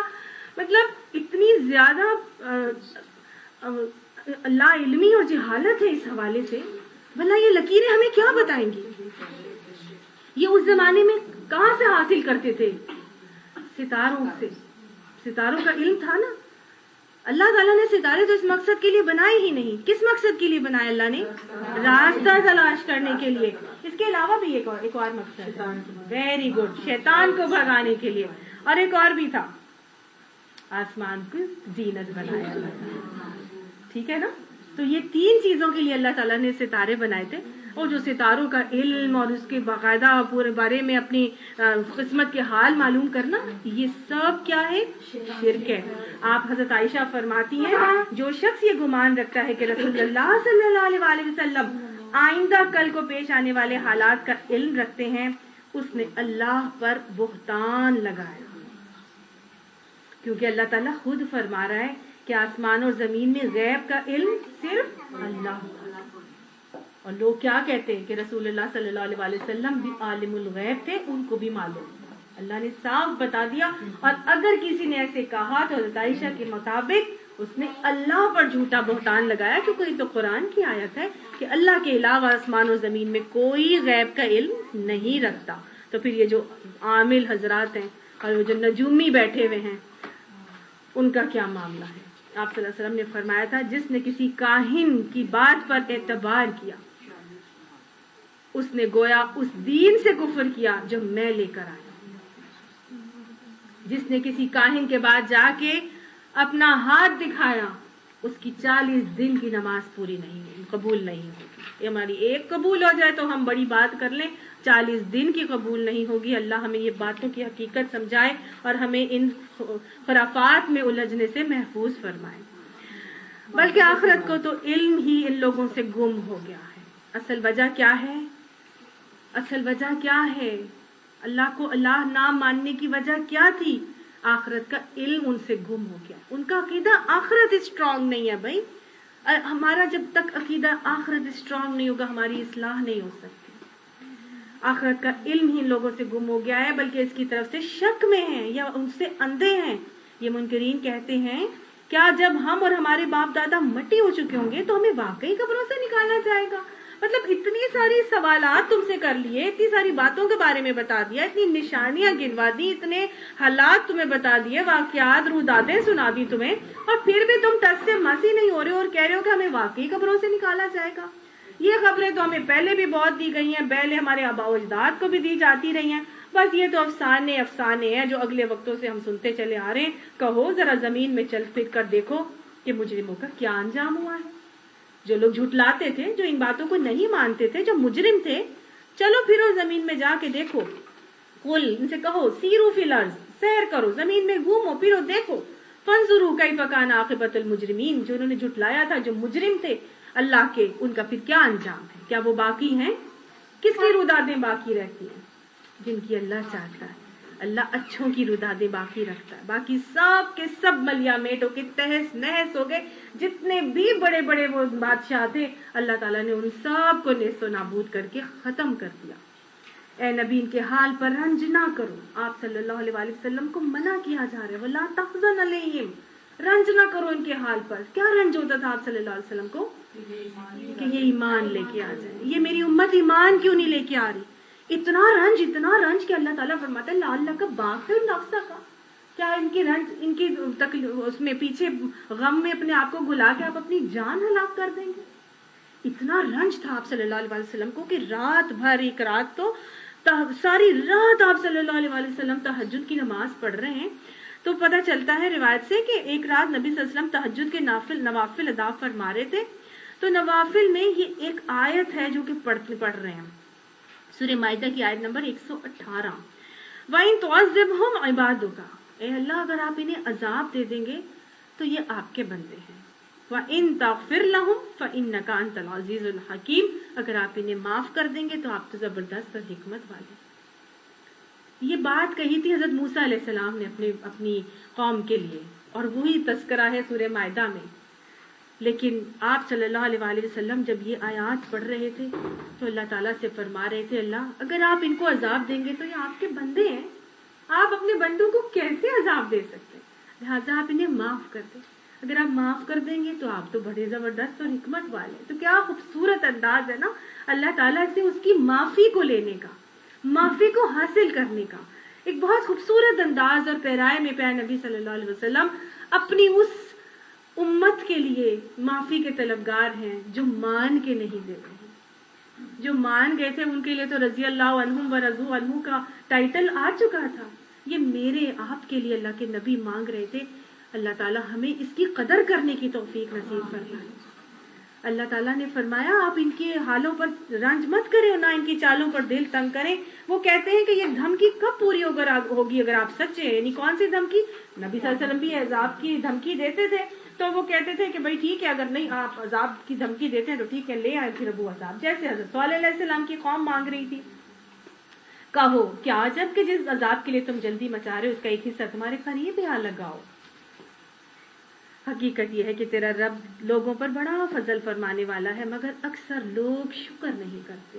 تو کون سا عذاب تھا جس کے لیے اللہ تعالیٰ نے کہا کیا پتہ وہ عذاب قریب ہی آ لگا ہو؟ نہیں, یہ وہ عذاب تھا, یہ مکی دور کی مکی صورت ہے نا جس کے بارے میں بتایا جا رہا ہے. اور پھر یہ عذاب جس کی دھمکی یہاں پہ اللہ تعالیٰ نے دی کہ وہ قریب آ لگا تھا, یہ جنگ بدر کا تذکرہ اللہ تعالیٰ نے کر دیا تھا کہ نبی صلی اللہ علیہ وسلم جب تک نبی اس بستی میں ہوتا ہے تب تک تو اللہ تعالیٰ کی طرف سے عذاب نہیں آتا نا اس قوم میں. لیکن جب نبی صلی اللہ علیہ وسلم یہاں سے چلے گئے پھر بدر کا موقع آیا تھا اور اس میں 70 رؤسان مکہ جو ہے وہ قتل کیے گئے. 70 مشرکین کو قتل کیا گیا تھا، اور اس میں سے سردار کتنے تھے؟ 23 یا 25 سردار تھے جن کو قتل کیا گیا تھا۔ تو یہ عذاب کی ایک شکل تھی جو اللہ تعالیٰ کی طرف سے ان کو دکھائی گئی تھی۔ اب اللہ تعالیٰ فرماتے ہیں حقیقت یہ ہے کہ جو تمہیں ابھی عذاب نہیں آ رہا نا، تو تیرے رب کا لوگوں پر فضل ہی بہت بڑا ہے، لیکن اکثر لوگ شکر نہیں کرتے۔ تو گویا اللہ سبحانہ تعالیٰ اگر ہمیں کسی تکلیف میں مبتلا نہیں کر رہا ہماری نافرمانیوں کے باوجود بھی، تو یہ اللہ کا فضل ہے جو ہمارے اوپر ہے۔ تو ہمیں کیا کرنا چاہیے؟ اللہ کا شکر کرنا چاہیے۔ کتنی ضرورت ہے نا پھر ہم اپنے رب کا ہر وقت شکر کیا کریں۔ رب اعنی علی ذکری کا و شکری کا و حسن عبادت، اللہم اجعلنی صبورا واجعلنی شکورا واجعلنی فی عینی صغیرا وفی اعین الناس کبیرا۔ اللہ ہمیں اپنی نگاہوں میں چھوٹا بنا دے اور ہمیں لوگوں کی نگاہوں میں بڑا بنا دے۔ اللہ ہمیں شکر کے طریقے سکھا دے، اللہ ہمیں صبر کرنے کے طریقے سکھا دے، اللہ ہمیں عملی شکر کے طریقے بھی سکھا دے۔ یہ ہماری جو نافرمانیوں کے باوجود بھی اللہ تعالیٰ ہم پر اپنا فضل فرمائے ہوئے ہے، جو ہمیں عذاب میں مبتلا نہیں کر رہا، ہمیں تکلیفوں اور پریشانیوں میں نہیں ڈالا، اللہ پھر بھی ہمیں نوازے ہی چلا جا رہا ہے، یہ اللہ کا فضل ہے۔ لہٰذا شکر کی بہت زیادہ ضرورت ہے۔ روزانہ سجدہ شکر ضرور کر لیا کریں۔ بلا شبہ تیرا رب خوب جانتا ہے کہ جو کچھ ان کے سینے اپنے اندر چھپائے ہوئے ہیں اور جو کچھ وہ ظاہر کرتے ہیں۔ گویا تمہارے دلوں کے حال سے بھی اللہ تعالیٰ واقف ہے، جو تمہارے دلوں کے اندر، جو سینوں کے اندر چھپا ہوا ہے اور جو تم ظاہر کرتے ہو، وہ دونوں چیزیں اللہ تعالیٰ کو معلوم ہے۔ لہٰذا ظاہریت، جس کا ظاہر اچھا ہوتا ہے نا باطن سے، جس کا ظاہر اس کے باطن سے اچھا ہے، وہ شخص مکار ہوتا ہے۔ جس کا ظاہر اس کے باطن سے اچھا ہوتا ہے، اپنا اپنا محاسبہ کرنے کی ضرورت ہے۔ اپنے اندر آپ کی سوچیں، آپ کی کیا آپ کے اندر چل رہا ہے۔ ظاہری طور پہ تو آپ بہت اچھے بنے ہوئے ہیں، بہت اوڑھ لپیٹا ہوا بھی ہے، یا بڑے well groomed and well refined ہیں، بڑے پالش، لوگ آپ کو کہتے ہیں بہت اچھی ہے اور بہت زبردست ہے، اس سے زیادہ اچھی بندی کوئی نہیں، کوئی کہتا ہے اس سے زیادہ نیک کوئی نہیں ہے، اس سے زیادہ میٹھی کوئی نہیں ہے، مختلف قسم کی کیا ہمارے امپریشنز لوگوں پر بیٹھے ہیں۔ اگر ہمارا باطن ہمارے ظاہر سے زیادہ برا ہے تو ہم مکار ہیں، اور اگر ہمارا باطن اچھا ہے اور ہمارے ظاہر سے ہمیں کوئی فرق نہیں پڑتا تو ہم حقیقت میں اچھے لوگ ہیں۔ اپنا اپنا محاسبہ کرنے کی ضرورت ہے، اپنا اندر سے دیکھیے اندر کیا ہے۔ لہٰذا اللہ تعالیٰ فرماتا ہے کہ دل کی حالت پہ غور کرنے کی ضرورت ہے، کیونکہ وہ تمہارے دلوں کو جانتا ہے۔ ظاہری طور پر تو سارے اعمال فرشتے لکھتے جائیں گے اور وہ ڈلتے جائیں گے ہمارے اعمال نامے میں، لیکن اللہ تعالیٰ نکال دے گا، یہ بھی نکال دو، یہ بھی نکال دو، یہ بھی نکال دو۔ کیوں بھائی؟ اللہ ہم نے لکھا، اس نے کیا تھا تو ہم نے لکھا ہے نا۔ فرشتے کہیں گے، اللہ تعالیٰ فرمائے گا ہاں اس نے کیا، تم نے تو دیکھا، وہ لکھ لیا، تم نے اس کے دل کو تو نہیں دیکھا تھا، وہ تو میں جانتا تھا۔ یہ کام تو اس نے ریا کے لیے کیا تھا، یہ تو تکبر اس وقت اس کے دل میں تھا، یہ تو نیچا دکھا رہا تھا لوگوں کو، اس وقت تو غمتن ناز کر رہا تھا، یہ تو احسان جتا دیا اس نے، تو ضائع کر دیا، یہ تو اس نے لوگوں پہ ساری بات اپنی شو آف بازی کر کے اس نے اپنے سارے عمل کو ضائع کر دیا۔ یہ تو اللہ جانتا ہے نا۔ تو لہٰذا کیا کرنا ہے؟ اپنے ظاہر کو اچھا بنانا ہے تو اپنی باطن کو اس سے زیادہ بہترین بنانا ہے۔ اللہ ہمارے ظاہر اور باطن میں مطابقت پیدا کرتے ہیں۔ آسمان و زمین کی کوئی پوشیدہ چیز ایسی نہیں ہے جو ایک واضح کتاب میں لکھی ہوئی موجود نہ ہو۔ یہاں صاف اللہ تعالیٰ نے بتا دیا کہ ہر چیز اللہ تعالیٰ نے لوح محفوظ، وہ واضح کتاب کون سی ہے؟ لوح محفوظ۔ ہر چیز اللہ نے لوح محفوظ میں لکھ دی ہے۔ قلم ٹوٹ گئے ہیں، ہماری تقدیریں لکھی جا چکی ہیں، وہ لوح محفوظ میں لکھی ہوئی ہیں ہماری تقدیریں، قلم توڑ دیے گئے ہیں، اب اس کو کوئی نہیں چینج کر سکتا۔ ٹھیک، دو طرح کی تقدیریں ہوتی ہیں، کچھ وہ ہوتی ہیں جو کوئی چینج نہیں کر سکتا، کچھ وہ تقدیر کا حصہ ہے جو چینج ہوتا رہتا ہے۔ ٹھیک ہے نا؟ کچھ چیزیں چینج ہوتی رہتی ہیں، اور وہ کیا ہے؟ ہم جو نیک عمل کرتے ہیں تو ہمیں اس کا بڑھا چڑھا کے اللہ تعالیٰ دیتا ہے۔ ٹھیک ہے، جو ہم نیک عمل کرتے ہیں اللہ اس کو، تو یہی وہ کام ہے یدبر الامر کا اللہ کا، کہ اللہ تعالیٰ کنٹینیوسلی اپنے احکامات دے رہا ہوتا ہے۔ رزق میں برکت چاہتے ہو تو صلہ رحمی کرو، ہے کہ نہیں؟ رزق میں برکت چاہتے ہو تو، عمر میں برکت چاہتے ہو تو کیا کرو؟ صلہ رحمی کرو۔ تقدیر نہیں بدلتی مگر دعا کے ساتھ، موت نہیں ٹلتی مگر دعا کے ساتھ، ہے کہ نہیں؟ تو دعا تو موت کو بھی ٹال دیتی ہے. تو پھر کیا ہے اللہ نے کیا لکھا؟ ایک حد تک تو ٹالے گی لیکن الٹیمیٹلی کلو نفس ذائقۃ الموت. تو گویا کچھ تقدیریں ایسی ہیں جو قضا ہونی ہی ہونی ہے, اس کو نہیں بدلا جا سکتا. یہ رزق تمہاری زندگی میں لکھ دیا ہے, یہ تمہیں ملنا ہی ملنا ہے. یہ 50 لاکھ 50 کروڑ تمہاری زندگی میں اللہ نے لکھ دیا, ملنے ہی ملنے ہیں. اب اس کو حاصل کس طرح کرنا ہے تم نے, اب یہ تمہارے اوپر ہے. تبھی تو فیصلہ اللہ نے ہمیں آپ کو دیا نا, ہمیں اختیار دیا. اب اس کو حرام ذریعے سے کماتے ہو کہ حلال ذریعے سے کماتے ہو تمہارے اوپر ہے. 50 کروڑ ملنا تھا, کتنا کماتے ہو تمہارے اوپر ہے. اللہ سے تجارت کر لو, ایک کا 700 گنا تک بڑھا کے دے دے گا. 10 گنا کا تو دنیا میں وعدہ اللہ نے کر دیا. اللہ کی راہ میں دو گے, قسم کھا کے فرمایا تھا نبی صلی اللہ علیہ وسلم نے, صدقہ کرنے سے مال کم نہیں ہوتا. رزق میں برکت چاہتے ہو تو صلہ رحمی کرو, جو نہیں ملتا اس کو دو, جو نہیں دیتا اس کو دو. تو یہ جو 50 کروڑ تھا نا تمہارے نصیب کا, اللہ نے نہیں بتایا کتنا لکھا ہے. تم اپنے نیک عمل کرتے رہو, اس میں سے لیتے جاؤ جتنا چاہیے تمہیں. سمجھ آ گئی؟ تو کچھ تقدیریں ہیں, کچھ چیزیں اللہ تعالیٰ نے ہر چیز کیا کیا ہے, واضح کتاب میں, الکتاب میں لکھ دیا ہے. مجھے اور آپ کو اختیار دے دیا ہے. اب میں نے اور آپ نے اس میں سے کتنا حاصل کرنا ہے, کیسے حاصل کرنا ہے. سمجھ آئی؟ اور اسی اختیار کا ہم کیسا استعمال کرتے ہیں, دیٹ ول ڈیپینڈ کہ ہمارا آخرت میں پھر معاملہ کیا ہوگا. سمجھ آ گئی نا؟ آ گئی سمجھ؟ مشکل تو نہیں کوئی بات؟ گڈ. یہ واقعہ ہے کہ یہ قرآن بنی اسرائیل کو اکثر ان باتوں کی حقیقت بتاتا ہے جن میں وہ اختلاف رکھتے ہیں. بنی اسرائیل کن باتوں میں اختلاف رکھتے تھے؟ بے شمار چیزیں تھیں جن میں اختلافات تھے. سب سے ایک میجر چیز یہ کر لیں کہ حضرت عیسیٰ علیہ السلام کے بارے میں وہ غلو کرتے تھے, بہت زیادہ بڑھا دیا ان کو, اللہ کا بیٹا. اور موسیٰ علیہ السلام کو جو ہے انہوں نے ان کے شان میں بہت کمی کر دی تھی. انہوں نے عزیر ابن اللہ اور موسیٰ علیہ السلام کی شان میں کافی حد تک کمی ہو گئی تھی. تو اللہ تعالیٰ فرماتے ہیں یہ قرآن ساری حقیقت بتاتا ہے اور یہ ہدایت اور رحمت ہے ایمان لانے والوں کے لیے. یقیناً اسی طرح تیرا رب ان لوگوں کے درمیان بھی اپنے حکم سے فیصلہ کر دے گا اور وہ زبردست اور سب کچھ جاننے والا. بس اے نبی صلی اللہ علیہ وسلم اللہ پر بھروسہ رکھو, یقیناً تم صریح حق پر ہو. تم مردوں کو نہیں سنا سکتے, نہ ان بہروں تک اپنی پکار پہنچا سکتے جو پیٹ پھیر کر بھاگے جا رہے. گویا جو پکار پر لبیک نہیں کہہ رہے, جو بھاگے چلے جا رہے ہیں, اللہ سبحانہ تعالیٰ ایسے لوگوں کو جن کا نفس لوامہ مردہ ہو چکا ہے, ایسے لوگوں کو اللہ تعالیٰ کیا کہہ رہا ہے؟ مردے, بہرے, جو نہ سننا چاہتے ہیں, نہ سمجھنا چاہتے ہیں, نہ عمل کرنا چاہتے ہیں. تو آپ چاہ کے بھی ان کو نہیں سنا سکتے ہیں نبی صلی اللہ علیہ وسلم. تو گویا نہ مردوں کو سنا سکتے ہیں, جو سننا ہی نہیں چاہتے اس کو اللہ تعالیٰ مردہ کہہ رہا ہے, جن کے نفس لوامہ مردہ ہو چکے ہیں اور جو بھاگے چلے جا رہے ہیں. اور نہ ہی اندھوں کو راستہ بتا کر بھٹکنے سے بچا سکتے ہو. پیچھے اب آگے بھی پڑھیں گے. لست علیہم بمسیطر, اے نبی آپ ان کے اوپر داروغہ بنا کر نہیں بھیجے گئے. آپ کیا کریں گے؟ بلغ ما انزل الیک من ربک, آپ کا کام صرف پہنچا دینا ہے. آپ صرف پہنچا دیں, ان کے اندر گھسانا, ان کو بتانا. ڈنڈے کے زور پہ ہم کچھ نہیں کر سکتے. اگر نہیں کوئی سننا چاہتا تو ہم ان کو زبردستی نہیں سنا سکتے. پڑھ کے آ چکے نا, لا اکراہ فی الدین, دین میں زبردستی نہیں ہے. جو نہیں سننا چاہتا اس کو نہیں سنایا جا سکتا. فذکر ان نفعت الذکر, نصیحت اس کو کرو, اس وقت کرو جب تم دیکھو کہ نصیحت فائدہ مند ہے. جب کوئی سننا چاہ رہا ہے تو اس کو سناؤ. تم تو اپنی بات انہی لوگوں کو سنا سکتے ہو جو ہماری آیات پر ایمان لاتے ہیں اور پھر فرما بردار بن جاتے ہیں. اللہ تعالیٰ ہمیں فرما بردار بنا. اللہ ان آیات پر صحیح ایمان کی توفیق ہمیں عطا فرما دے. اللہ ان آیات کے اوپر عمل کرنا بھی ہمارے لیے آسان فرما دے. گویا اللہ کو مان کر پھر اللہ کی ماننا بھی ضروری ہے.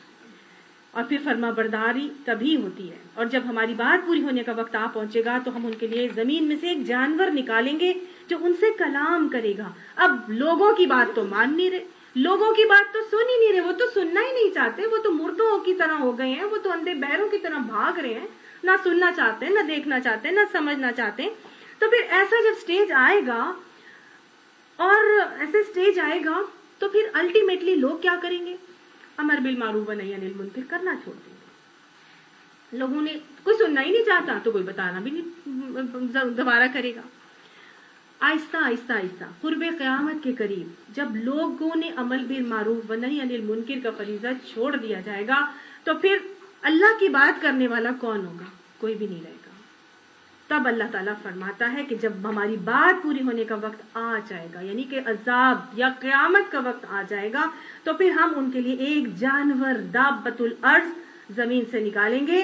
تو کلمہم، وہ ان سے کلام کرے گا، وہ ان سے بات کرے گا، وہ ان سے بات چیت کرے گا. ان الناس، یہ کہ جو لوگ کانوا بآیاتنا لا یوقنون، جو ہماری آیات پر یقین نہیں کرتے تھے نا، ان سے کلام کرے گا، ان کو تک اللہ کی آیات پہنچائے گا.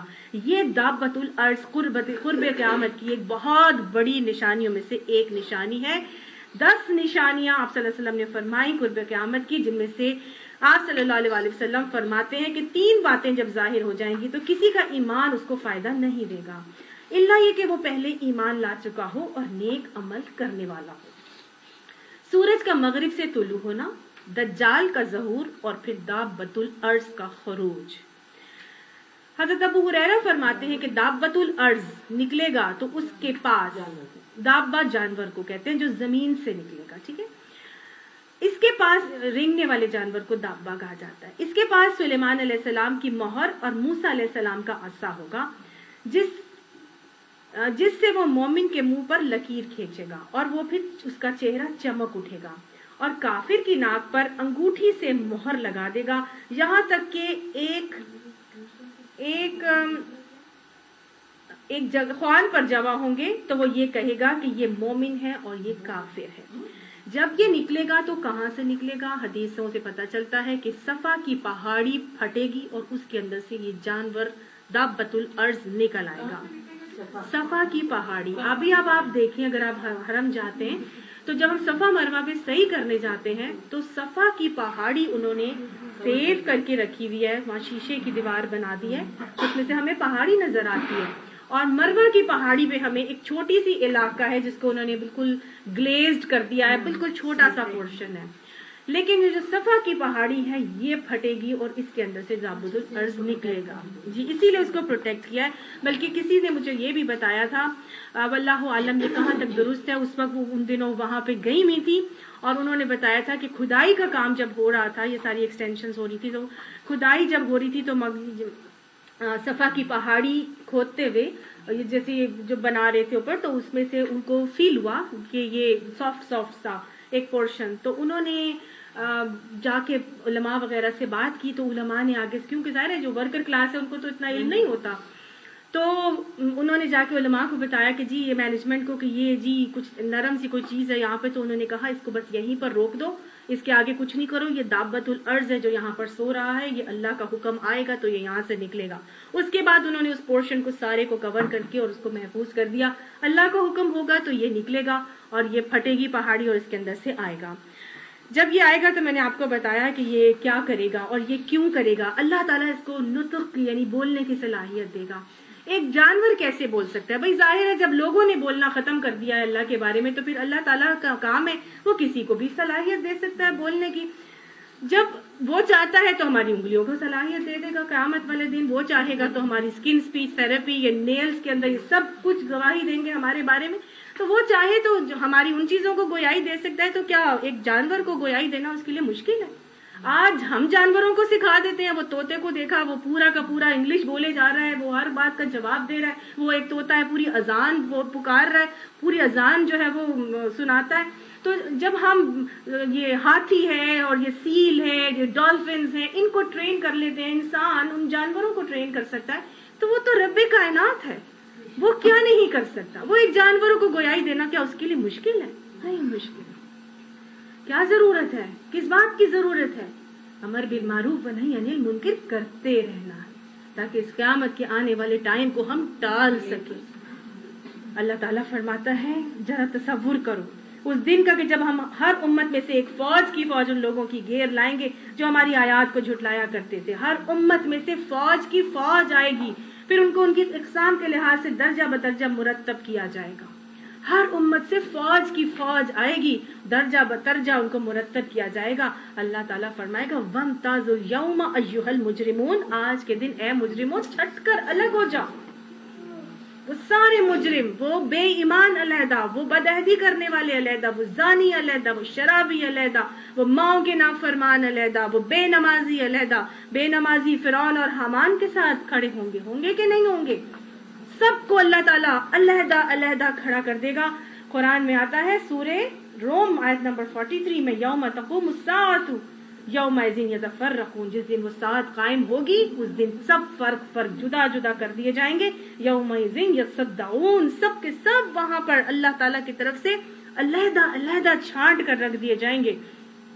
جب سب ایسا معاملہ ہوگا، یہاں تک کہ جب سب آ جائیں گے تو ان کا رب ان سے پوچھے گا تم نے میری آیات کو جھٹلا دیا تھا، حالانکہ تم نے ان کا علمی احاطہ بھی نہیں کیا. یعنی تم نے جاننے کی کوشش بھی نہیں کی کہ جو نبی کہہ رہا ہے، یہ جو کوئی بات بتا رہا ہے قرآن کے بارے میں، اللہ کے بارے میں، نبی کے بارے میں، یہ اچھائی کی بات بتا رہا ہے، تم نے سر عام جھٹلا دیا، منہ در منہ جھٹلا دیا، حالانکہ تم نے اس کا علمی احاطہ بھی نہیں کیا، تم نے اس کو جاننے کی کوشش تک نہیں کی. پڑھنا لکھنا تمہیں میں نے سکھا دیا تھا، بڑے بڑے اداروں میں تم پڑھاتے تھے، پڑھتے تھے، اتنے بڑی بڑی ڈگریاں تم لے چکے تھے، تم نے جاننے کی کوشش بھی نہیں کی کہ یہ جو ساری باتیں ہیں قرآن کے اندر، حدیث کے اندر، کیا یہ صحیح باتیں ہیں؟ کم سے کم کوشش تو کرتے، تم جاننے کی کوشش تو کرتے. تو وہ کیا ہوگا؟ اگر یہ نہیں تو تم اور کیا کر رہے تھے؟ یعنی کہ تم نے تو ذرا بھی جاننے کی کوشش نہیں کی، اور ان کے ظلم کی وجہ سے عذاب کا وعدہ ان پر پورا ہو جائے گا، تب وہ کچھ بھی نہ بول سکیں گے. وہ جھوٹے تھے نا، وہ جھوٹ بولتے رہے، ساری زندگی جھوٹ بول بول کے انہوں نے گزار دی. اب قیامت کے دن جب اللہ تعالیٰ ان سے پوچھے گا کہ تم نے یہ کرتے تھے وہ کرتے ہو، کہ نہیں اللہ میاں ہم تو ایسے نہیں کرتے تھے، ہمیں تو پتہ ہی نہیں تھا، ہمارے پاس تو کوئی آیا ہی نہیں، ہمیں تو معلوم ہی نہیں تھا، نہیں تو ہم تو ضرور کر لیتے. قرآن میں بتایا گیا سورہ انعام آیت نمبر 23 میں، واللہ ربنا ما کننا مشرکین، اللہ تیری قسم ہم تو شرک کرنے والے نہیں تھے، ہم کبھی بھی شرک نہ کرتے اگر ہمیں پتا ہوتا. اللہ تعالیٰ فرماتا ہے اس دن کیا ہوگا؟ تب وہ کچھ بھی نہیں بول سکیں گے. کیوں نہیں بول سکیں گے؟ اللہ تعالیٰ سورہ یاسین میں آتا ہے نا، الیوم نختم علی افواہہم، ان کے منہ پر ہم مہر لگا دیں گے. اللہ تعالیٰ ان کے منہ بند کر دیں گے، مہر لگا دی جائے گی. وَتُكَلِّمُنَا أَيْدِيهِمْ، اور ان کے ہاتھ کلام کریں گے ہم سے، اور ہاتھوں کو گویائی دے دے گا. وَتَشْهَدُ أَرْجُلُهُمْ، اور ان کے پاؤں گواہی دیں گے، بِمَا كَانُوا يَكْسِبُونَ، کہ وہ کیا عمل کمائیاں کرتے رہے. اللہ تعالیٰ یہ سارے اعضاء کو قوت گویائی دے گا. کیا ان کو سجھائی نہیں دیتا تھا کہ ہم نے رات ان کے لیے سکون حاصل کرنے کو بنائی تھی، دن کو روشن کیا تھا؟ یعنی اللہ تعالیٰ نے رات سونے کے لیے بنائی، دن کو کسب معاش کے لیے بنایا، روشن اسی لیے تو کیا تھا تاکہ تم نے سارے کا سارا آوا ہی الٹ دیا. راتوں کو تم جاگتے ہو پوری اور سناؤ کہ میسیجنگ ہو رہی ہے، اور تم پورے موویز دیکھ رہے ہو، کانسرٹس اٹینڈ کر رہے ہو، راتیں تم جاگ کے گزار رہے ہو، اور دن بھر میں تم لوگ سوتے ہو. اللہ نے اس کام کے لیے نہیں بنایا تھا. اللہ نے کیا بنایا تھا؟ رات سکون حاصل کرنے کے لیے بنائی، اور دن کو روشن کیا تھا تاکہ اس میں کام کرو. اس میں بہت سی نشانیاں تھیں ان لوگوں کے لیے جو ایمان لانے والے ہیں. جو فطرت پر رہتا ہے اسی کے لیے دین فطرت کو قبول کرنا آسان ہوتا ہے. فطرت سے ہٹیں گے، یہ اتنی بڑی نشانی ہے کہ فطرت سے ہٹیں گے تو پھر دین فطرت کو ایکسپٹ کرنا، اس پر عمل کرنا بہت مشکل لگنے لگے. اس لیے فطرت پر پلٹ آئے، اتنی بڑی نشانی ہے. فطرت پر پلٹیں گے تو دین فطرت کو پہ چلنا، ایکسپٹ کرنا آسان ہو جائے گا. کیا گزرے گی اس روز جب سور پھونکا جائے گا. سور پھونکا جائے گا، آتا ہے یوم ینفخ فی الصور ففزع، پھر کیا ہوگا؟ نفخہ، 3 طرح کے سور پھونکے جائیں گے. نفخہ فزع، نفخہ صاعق، اور نفخہ قیام الرب العالمین. کچھ مفسرین کہتے ہیں کہ 2 سوریں پھونکی جائیں گی، نفخہ فزع اور صاعق ایک ہی سور ہے. اس سور میں پہلے گھبراہٹ ہوگی، فزع گھبراہٹ کو کہتے ہیں. گھبراہٹ ہوگی، دل ہول کھا جائیں گے، حملہ کے حمل گر جائیں گے، اور پھر کیا ہوگا؟ لوگ بے ہوش ہو کر چیخ آئے گی اور اس میں بے ہوش ہو کے گر جائیں گے، مر جائیں گے. نفخہ صاعق بھی اسی کی سیکنڈ پارٹ ہے اور اس میں سب مر جائیں گے. اللہ تعالیٰ فرما رہے کیا گزرے گی اس روز کہ جب نفخہ فزع پھونکا جائے گا اور ہول کھا جائیں گے وہ سب جو آسمانوں اور زمین میں ہیں، سوائے ان لوگوں کے جنہیں اللہ اس ہول سے بچانا چاہے. اللہ ہمیں اس ہول سے بچانا. یہ ہول سے کون بچے گا؟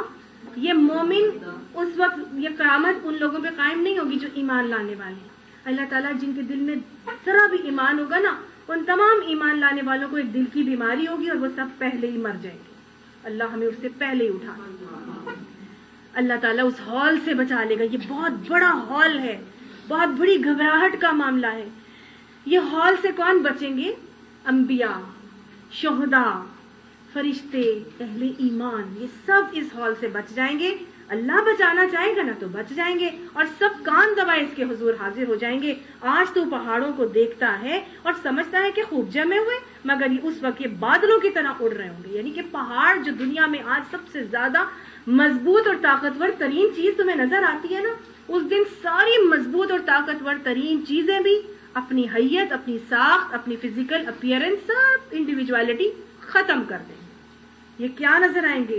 یہی تمہیں بادلوں کی طرح اڑتے ہوئے نظر آئیں گے. باقاعدہ طور پر چھ وہ نظر آتی ہیں اس کی کیفیات پہاڑ کی کیسی ہوں گی. 6 حالتیں ہیں. سینسفھا ربی نسفا، کہ انہیں میرا رب ریزہ ریزہ کر کے اڑا دے گا. بادلوں کی طرح وہ اڑتے پھریں گے. وہی تمر مر السحاب. پھر آتا ہے فدکتن دکتن واحدہ، کہ وہ انہیں ایک ہی چوٹ میں ریزہ ریزہ کر دیا جائے گا. فکانت حباء منبثا، وہ گرد و غبار ہو جائیں گے. فسیرت الجبال وکانت سرابا، اور پہاڑ چلائے جائیں گے اور وہ سراب کی طرح ہو جائیں گے. کالعہن المنفوش، وہ ایسے ہو جائیں گے جیسے دھن کی ہوئی رنگین اون ہوتی ہے. گویا آہستہ آہستہ آہستہ. پہلے کیا ہوں گے؟ سراب کی، بالکل ریتیلے ہو جائیں گے، پھر سراب کی طرح ہو جائیں گے، بہہ جائیں گے، پھر وہ اڑ جائیں گے، پھر ریزہ ریزہ اڑ جائے گا، پھر وہ بالکل ایسے لگیں گے جیسے کیا ہے؟ گرد و غبار، اب دھن کی ہوئی رنگین اون کی طرح ہو جائیں گے. یہ تو ہوگا بادلوں ان کا پہاڑوں کا حال. تو انسان کہاں جائے گا؟ یہ اللہ کی قدرت کا کرشمہ ہوگا جس نے ہر چیز کو فنی مہارت کے ساتھ استوار کیا ہے. وہ خوب جانتا ہے کہ تم لوگ کیا کرتے ہو. وہ جو شخص بھی بھلائی لے کر آئے گا اسے اس سے زیادہ بہتر صلہ ملے گا. کتنا بڑا صلہ ملے گا؟ 10 گنا کا تو اللہ نے وعدہ کیا ہے. فَلَهُ أَجْرُ أَمْثَالُهَا، فلاح عشر امثالها، کہ اس کے لیے 10 گنا کا وعدہ ہے. ایک نیکی لاؤ گے تو 10 گنا تو اللہ تعالیٰ دے گا ہی دے گا. یہ تو کم سے کم کا وعدہ ہے، لیکن زیادہ زیادہ اللہ تعالیٰ کتنا دے سکتا ہے؟ 700 گنا اور اس سے بھی زیادہ. فَيُضَاعِفَهُ لَهُ أَضْعَافًا كَثِيرًا، جتنا اخلاص سے عمل اتنا ہی زیادہ اللہ تعالیٰ کی طرف سے اجر کا معاملہ. لیکن ہوگا کیا؟ بھلائی لے کے جائیں گے تو اس سے زیادہ ہی صلہ ملے گا. یہاں کیا بتایا جا رہا ہے؟ جو شخص بھلائی لے کے آئے گا اس سے زیادہ ہی بہتر صلہ ملے گا. اللہ ہماری چھوٹی چھوٹی نیکیوں کو بڑھا چڑھا کے قبول فرما لے. اللہ ہماری کمیوں کوتاہیوں سے صرف نظر کر کے اللہ ان کو بھی نیکیوں میں بدل دے. ایسے لوگ اس دن ہال سے محفوظ ہوں گے. کون سے لوگ ہال سے محفوظ ہیں؟ جو نیکیاں لے کے جا رہے ہیں، جو ایمان کے ساتھ اپنے نیک اعمال لے کر جا رہے ہیں. اللہ تعالیٰ ان سب کو اس ہال سے محفوظ فرما دے گا. قیامت کا دن، جو حشر کا دن ہوگا، اس دن نیک لوگوں کے لیے وہ حشر کی سختی کتنی ہوگی جب سورج سوانیزے پر ہوگا. مومن کے لیے وہ دن کی تکلیف ایک ہلکے سے نزلے زکام کی طرح کی ہوگی، صرف اتنی سی. اور وقت اتنا بڑا، وقت اتنا ہوگا کہ جیسے ایک فرض نماز کا جو وقت اور ڈیوریشن ہوتی ہے، بس اتنا. باقیوں کے لیے وہ دن نہیں گزر رہا ہوگا. وہ گرمی، حرارت، وہ تپش، وہ برداشت سے باہر ہو رہی ہوگی. اللہ ہمیں حشر کے دن کی رسوائیوں سے اور پریشانیوں سے اللہ محفوظ فرما لے. اللہ تعالیٰ فرماتا ہے اور جو برائی لیے ہوئے آئے گا، ایسے سب لوگ اوندھے منہ آگ میں پھینک دیے جائیں گے. ربنا وقنا عذاب النار، اللہم اجرنا من النار، اللہم اجرنا من النار. کیا تم لوگ اس کے سوا کوئی اور جزا پا سکتے ہو کہ جیسا کرو ویسا ہی بھرو؟ هل جزاء الاحسان الا الاحسان، آتا ہے نا سورہ رحمان میں کہ احسان کی جزا احسان کے علاوہ کچھ اور ہے. اسی طرح برائی کی جزا بدلہ بھی برائی کے علاوہ اور کچھ نہیں ہے. آپ صلی اللہ علیہ وسلم نے 3 مرتبہ فرمایا تھا جو تم کرو گے وہی بھرو گے. دنیا آخرت کی کھیتی ہے نا. شب معراج میں آپ صلی اللہ علیہ وسلم نے دیکھا تھا کس طرح سے وہ کھیتیاں کاٹ رہے ہیں مجاہد، اور ان کی کھیتیاں اگتی ہی چلی جا رہی ہیں. اللہ ہمیں ان خوش نصیبوں میں سے بنانا. اے محمد صلی اللہ علیہ وآلہ وسلم ان سے کہو اب آپ صلی اللہ علیہ وسلم کے توسط سے مجھے آپ کو سب کو ایک بہت خوبصورت پیغام دیا جا رہا ہے کہ کیا کہو، انما امرتو، کہ مجھے تو بس یہی حکم دیا جا رہا ہے، ان اعبد رب هذه البلدۃ، کہ میں اس شہر کے رب کی بندگی کروں۔ یہ کون سا شہر ہے؟ مکہ۔ کہ میں اس مکہ کے شہر کے جو رب ہے نا، جس کا گھر یہاں موجود ہے حرم کی صورت میں، کعبہ کی صورت میں، مجھے تو یہی حکم دیا گیا ہے کہ میں اس رب کعبہ ہی کی بندگی کروں جس نے اسے حرم بنایا ہے اور جو ہر چیز کا مالک ہے۔ اللہ نے کعبہ کو حرم بنایا، اللہ نے مکہ کے شہر کو حرم بنا دیا۔ یہاں قتال، جدال، لڑائی جھگڑا، کاٹنا، حتیٰ کہ جانوروں کو مارنا بھی جو ہے نا وہ سب گناہ ہے، منع کر دیا ہے، حرام ہے۔ ایون یہ کہ ہتھیار اٹھا کے پھرنا بھی حرام کر دیا ہے۔ وہاں پر کسی کی گری پڑی چیز بھی نہیں اٹھائی جا سکتی الا یہ کہ آپ کو اس کے مالک کا پتہ اور آپ اس کو دینا چاہتے ہو۔ اس کے علاوہ یہاں پر ہر قسم کے شکار منع کر دیے ہیں۔ کچھ جانور ہیں، کاٹنے والا چوہا، چوہا اور میرا خیال بچھو۔ اس کے علاوہ آپ کسی چیز کو نہیں کاٹ سکتے، صرف اصغر گھاس ہے جس کو کاٹنے کا حکم دیا گیا ہے، کیونکہ عرب اس کا کعوہ بنا کے پیتے ہیں۔ بس اس کے علاوہ کوئی درخت کاٹنے کی وہاں پہ اجازت نہیں ہے۔ اور مجھے حکم دیا گیا ہے کہ میں مسلم بن کر، مجھے کیا حکم دیا گیا ہے؟ ان اکون من المسلمین، میں مسلم بن کے رہوں، میں فرما بردار ہو کے بنوں اور اپنی زندگی گزاروں۔ کہیں بھی نہیں کہا جا رہا کہ یہ مجھے اعلان کرنے کو حکم دیا جا رہا ہے کہ ان اکون من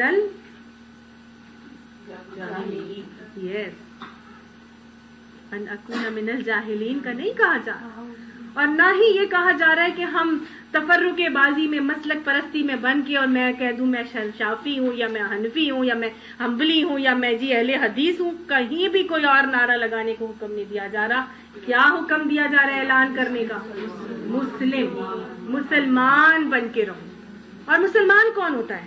جو اللہ کی فرما برداری میں اپنے آپ کو سر اطاعت خم کر دیتا ہے۔ وہ لوگ بھی یہی کہتے ہیں۔ تو اپنا نام تو کچھ اور نہیں نا رکھنا، نام نہیں رکھنا چاہیے، نام نہیں رکھنا۔ نام رکھ کے تو ہم ٹوٹ گئے، نام رکھ کے تو ہم کمزور پڑ گئے۔ آج نان مسلم اسلام قبول کرتے ہیں تو کہتے ہیں کون سے والے مسلمان بنوں، شیعہ بنوں کہ حنفی بنوں کہ میں شافعی ایکسیپٹ کروں، ہے نا؟ کتنا ہم نے اپنے آپ کو کمزور کر دیا۔ حکم کیا دیا جا رہا ہے؟ مجھے حکم دیا جا رہا ہے امرتو، اللہ مجھے اور آپ کو کیا حکم دے رہا ہے؟ وہ امرتو ان اکون من المسلمین، مجھے حکم دیا جا رہا ہے کہ میں صرف اور صرف اللہ کا فرما بردار بن جاؤں۔ اور جب اللہ کا فرما بردار بن جاؤں، جب اللہ کو مان لیا، اللہ کی مان لی، تو پھر کیا کرنا ہے؟ وَأَنْ أَتْلُوَ الْقُرْآنَ، اور پھر جب بن جاؤں فرما بردار تو پھر قرآن پڑھ پڑھ کر سناؤں، قرآن پڑھ پڑھ کر سناؤں۔ کس کو پڑھ پڑھ کے سناؤں؟ لوگوں کو، اپنے گھر والوں کو، اپنے دوستوں کو، اپنے احباب کو، اپنے ملازمین کو، اپنے بچوں کو قرآن پڑھ پڑھ کر سناؤں۔ یہ مجھے آپ کو کیا اللہ تعالیٰ کہہ رہا ہے؟ حکم دے رہا ہے۔ آج یقین مانیے، آج مولویوں نے قرآن کو پڑھانے کی ذمہ داری صرف اپنے پاس رکھی ہوئی۔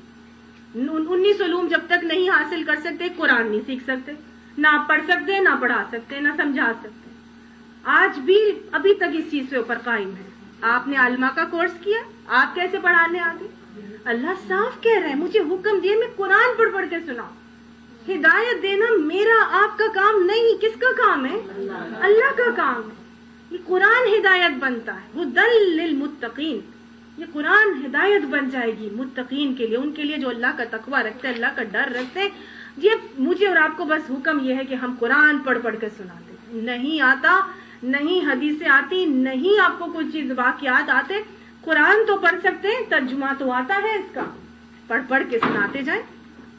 2 لوگ ہیں، 2 لوگ مل کے بیٹھ جائیں، 4 لوگ ہیں، 4 لوگ مل کے بیٹھ جائیں۔ یہ جمعے کا ٹائم، جمعے کا دن اللہ تک کے نبی نے اسی لیے تو رکھا کہ امت کے لوگ مل کے بیٹھے اور جمع ہوں اور سیکھیں دین، اور پھر جائیں اور اپنے اپنے کام کریں پورا ہفتہ، پھر جمعے کا دن جمع ہوں اور خطبے میں سنیں دین کو سیکھیں اور پھر جائیں پورا ہفتہ کام کریں. حکم دیا گیا خواتین کو جن کو قرآن زیادہ آتا ہے وہ مل کے بیٹھ جائیں محلے کی عورتیں, اور کیا کریں, جس کو زیادہ قرآن آتا ہے وہ پڑھ پڑھ کر سنائیں. کسی کو نہیں کہا عالمہ بن جاؤ. کنتم خیر امت اخرجت للناس, تم بہترین امت اور لوگوں کے لیے نکالی گئی ہو. جہاں جہاں جس کا جو منصب ہے, عہدہ ہے, جہاں کوئی کام کرتا ہے مل کے بیٹھے, تھوڑا ٹائم نکالے, 15 منٹ نکالیں, 20 منٹ نکالیں, گھر میں بیٹھیں, اپنا گھر میں ٹائم رکھیں, کوئی نہ کوئی ایسا ٹائم رکھیں, اپنے گھر میں بھی رکھیں. اور آج ہمارے گھروں میں بھی نہیں ہو رہا. اپنا بچہ اپنے کمرے میں, ماں بیٹی اپنے کمرے میں, باپ اپنا موبائل لے کے بیٹھا ہے, ماں اپنا لے کے بیٹھی ہے, کوئی کسی سے بات ہی نہیں کر رہا. پہلے ایک فیملی گیٹ ٹوگیدر ہوتا تھا, مل کے بیٹھ کے کھانا کھاتے تھے. پہلے کم سے کم یہ تو تھا نا, جب موبائلز نہیں تھے, ایک ہی ٹیلی فون تھا ٹی وی لاؤنج میں, ایک ہی ٹی وی ہوتا تھا وہ ٹی وی لاؤنج میں. چلو اسی کو دیکھنے کے بہانے ایک ٹی وی لاؤنج میں سارا خاندان مل کے اکٹھا ہو کے بیٹھتا تو تھا, اور اسی میں مل کے بیٹھ کے کوئی اچھی باتیں بھی کر سکتے تھے. اب تو وہ بھی گئے, ہر کوئی اپنے اپنی پرائیویسی میں چلا گیا ہے, اپنے اپنے قید میں اور خول میں بند ہے, اور ہم آہستہ آہستہ آہستہ آہستہ قرآن سے دور ہوتے جا رہے ہیں. اور پھر ہم روتے ہیں کہ ہم, یقین مانیے آج ہماری نسل اسی لیے قرآن سے دور ہوتی جا رہی ہے, کیونکہ ہم انہیں قرآن نہیں سناتے. اپنے بچوں کو لے کے بیٹھیں, اپنے گھر میں ایسا ماحول کریٹ کریں کہ ضرور بیٹھیں اور قرآن کو صرف پڑھ پڑھ کے سنائیں. کوئی ضرورت نہیں ہے کہ آپ تفسیروں میں جائیں, آپ ڈیٹیلز میں جائیں. آپ یقین کریں قرآن پڑھتے جائیں گے, ڈوز اینڈ ڈونٹس تو پتہ چلتے جائیں گے نا. ہم ڈوز اینڈ ڈونٹس بھی پڑھ لیں تو بہت بڑی بات ہے.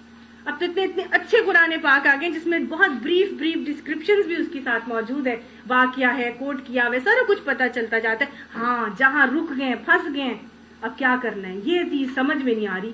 اب وہ بھی پوچھے گا, آپ بھی پوچھیں گے, پھر اگلے دن بیٹھیں گے تو پھر اس کے بارے میں کوشچن ڈسکشن ہوگی. میں نے پتا کیا اس کے بارے میں, اس کا یہ مطلب ہو سکتا ہے, میں نے سمجھ آئی نا. تو قرآن پڑھ پڑھ کے سنائیں. یقین مانیے اگر ہم نے یہ کام پہلے سے کیا ہوتا نا تو آج ہم پتہ نہیں کہاں پہنچے ہوتے. اس میں ہماری اپنی بھی بہت کوتاہی ہے. ہمارے علماء نے تو ہمارا بہت اس بارے میں کام خراب کیا ہے. اللہ ان کو بھی ہدایت دے, اور اللہ ہمیں بھی ہدایت دے, اور ہمیں قرآن پڑھنے کی اور پڑھ پڑھ کر دوسروں کو سنانے کی بھی توفیق عطا فرمائے. اللہ ہمیں عالم قرآن بھی بنائے اور عامل قرآن بھی بنائے. اور یہ مت سمجھیں کہ میں کسی کو بتاؤں گی, میں عمل تو کرتی نہیں. یہ یاد رکھیے, دوسرے کی ہدایت کے لیے نہیں, اپنی ہدایت کے لیے سنائیں, اپنی اصلاح کے لیے سنائیں. کیونکہ یہ قرآن کا معجزہ ہے کہ جو قرآن کسی کو سنائے گا, کسی اور کی ہدایت ہو نہ ہو, اس کی ہدایت ضرور ہوگی. سمجھ میں آئی؟ کسی کے لیے نہ صحیح, اپنے لیے ضرور پڑھیں, اپنی ہدایت کے لیے پڑھیں. فمن اہتدی, اب جو ہدایت اختیار کرے گا تو اپنے ہی بھلے کے لیے اختیار کرے گا, ٹھیک. اور جو گمراہ ہو اس سے کہہ دو کہ بھئی میں تو بس خبردار کرنے والا ہوں. صحیح, آپ کو داروغہ بنا کے نہیں بھیجا گیا, آپ نے کیا کرنا تھا, سنانا تھا. اگر کسی نے اختیار کرنی ہدایت تو اپنے کے لیے کرے گا, نہیں کرے گا تو کم سے کم جو آپ بتا رہی ہیں آپ کی ہدایت تو انشاءاللہ ہو ہی جائے گی. ان سے کہہ دو, اب پیغام مجھے اور آپ کو سورہ نمل کا دیا جا رہا ہے کہ ان سے کہہ دو تعریف اللہ ہی کے لیے ہے, ان قریب وہ تمہیں اپنی نشانیاں دکھا دے گا اور تم انہیں پہچان لوگے. تیرا رب بے خبر نہیں ہے ان اعمال سے جو تم کرتے ہو. اللہ سبحانہ تعالیٰ اپنے مومن بندوں کو اپنی پہچان کراتے رہتے ہیں, مختلف معاملات سے جھنجھوڑ کے اپنا آپ دکھاتے رہتے ہیں. اور یقین مانیے اللہ تعالیٰ فرماتا ہے کہ تمہیں نشانیاں دکھائے گا اور تم پہچانو گے. اللہ تعالیٰ ہمیں اپنی پہچان عطا فرمائے. اللہ سبحانہ تعالیٰ اپنی معرفت عطا فرما, اپنی محبت عطا فرما, اور اپنی خشیت کے ساتھ گناہوں سے رکنا ہمارے لیے آسان فرما دے. اللہم اقسم لنا من خشیتک ما تحول به بیننا و بین معصیتک. آمین ثم آمین.